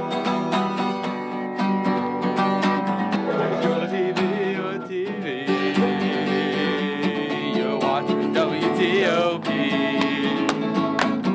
Your TV. You're watching WTOP. Everything that could go wrong has gone wrong, has gone wrong. The replay is broken and the mics are broken, the table's broken. Everything that could go wrong has gone wrong, has gone wrong. Alex Brummer called out today. 3 people called out. It doesn't matter because things are canceled. Everything's canceled because power's out. Everything's out. Everything's out. Got parties in the office. Yeah! We're not sharing the phone. We had an election broadcast and a media summit. Don't talk about that. Ooh, I hope Whiteout's better. Let's go see the rest of the building. Shall we? Let's go. Campus tour. Patsy, I got a good video. I'm going to send it to you. No, we've got this entire thing on video. Dude, this is going on Entertainment Page tomorrow. Send the video that I got. Why is no one doing a news story right now? We're taking you. We're singing out. We're taking you. We're taking you. We're going to Shinneman and we're doing a package. What? So that was the footage we had. We had to unfortunately stop recording because A, we were getting kicked out of MCC, but also B, we needed to use the SD card, the camera, and the battery for the news package, talking about the whole blackout. And yeah, I mean, after that, power came back on about an hour and a half later, and everything went back to normal. But unfortunately, there's no taste or waste for this week. But I hope you enjoyed the content that we got. See you in a bit. Taste or waste is such a cursed segment. Everything that goes wrong, everything that can go wrong does go wrong. We'll talk about it later. Let's go to break. Perhaps maybe next year. Too many Goodbye.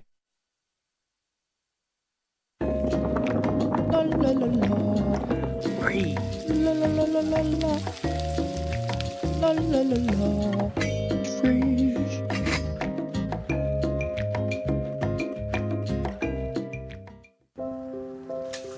I want to eat apples and bananas.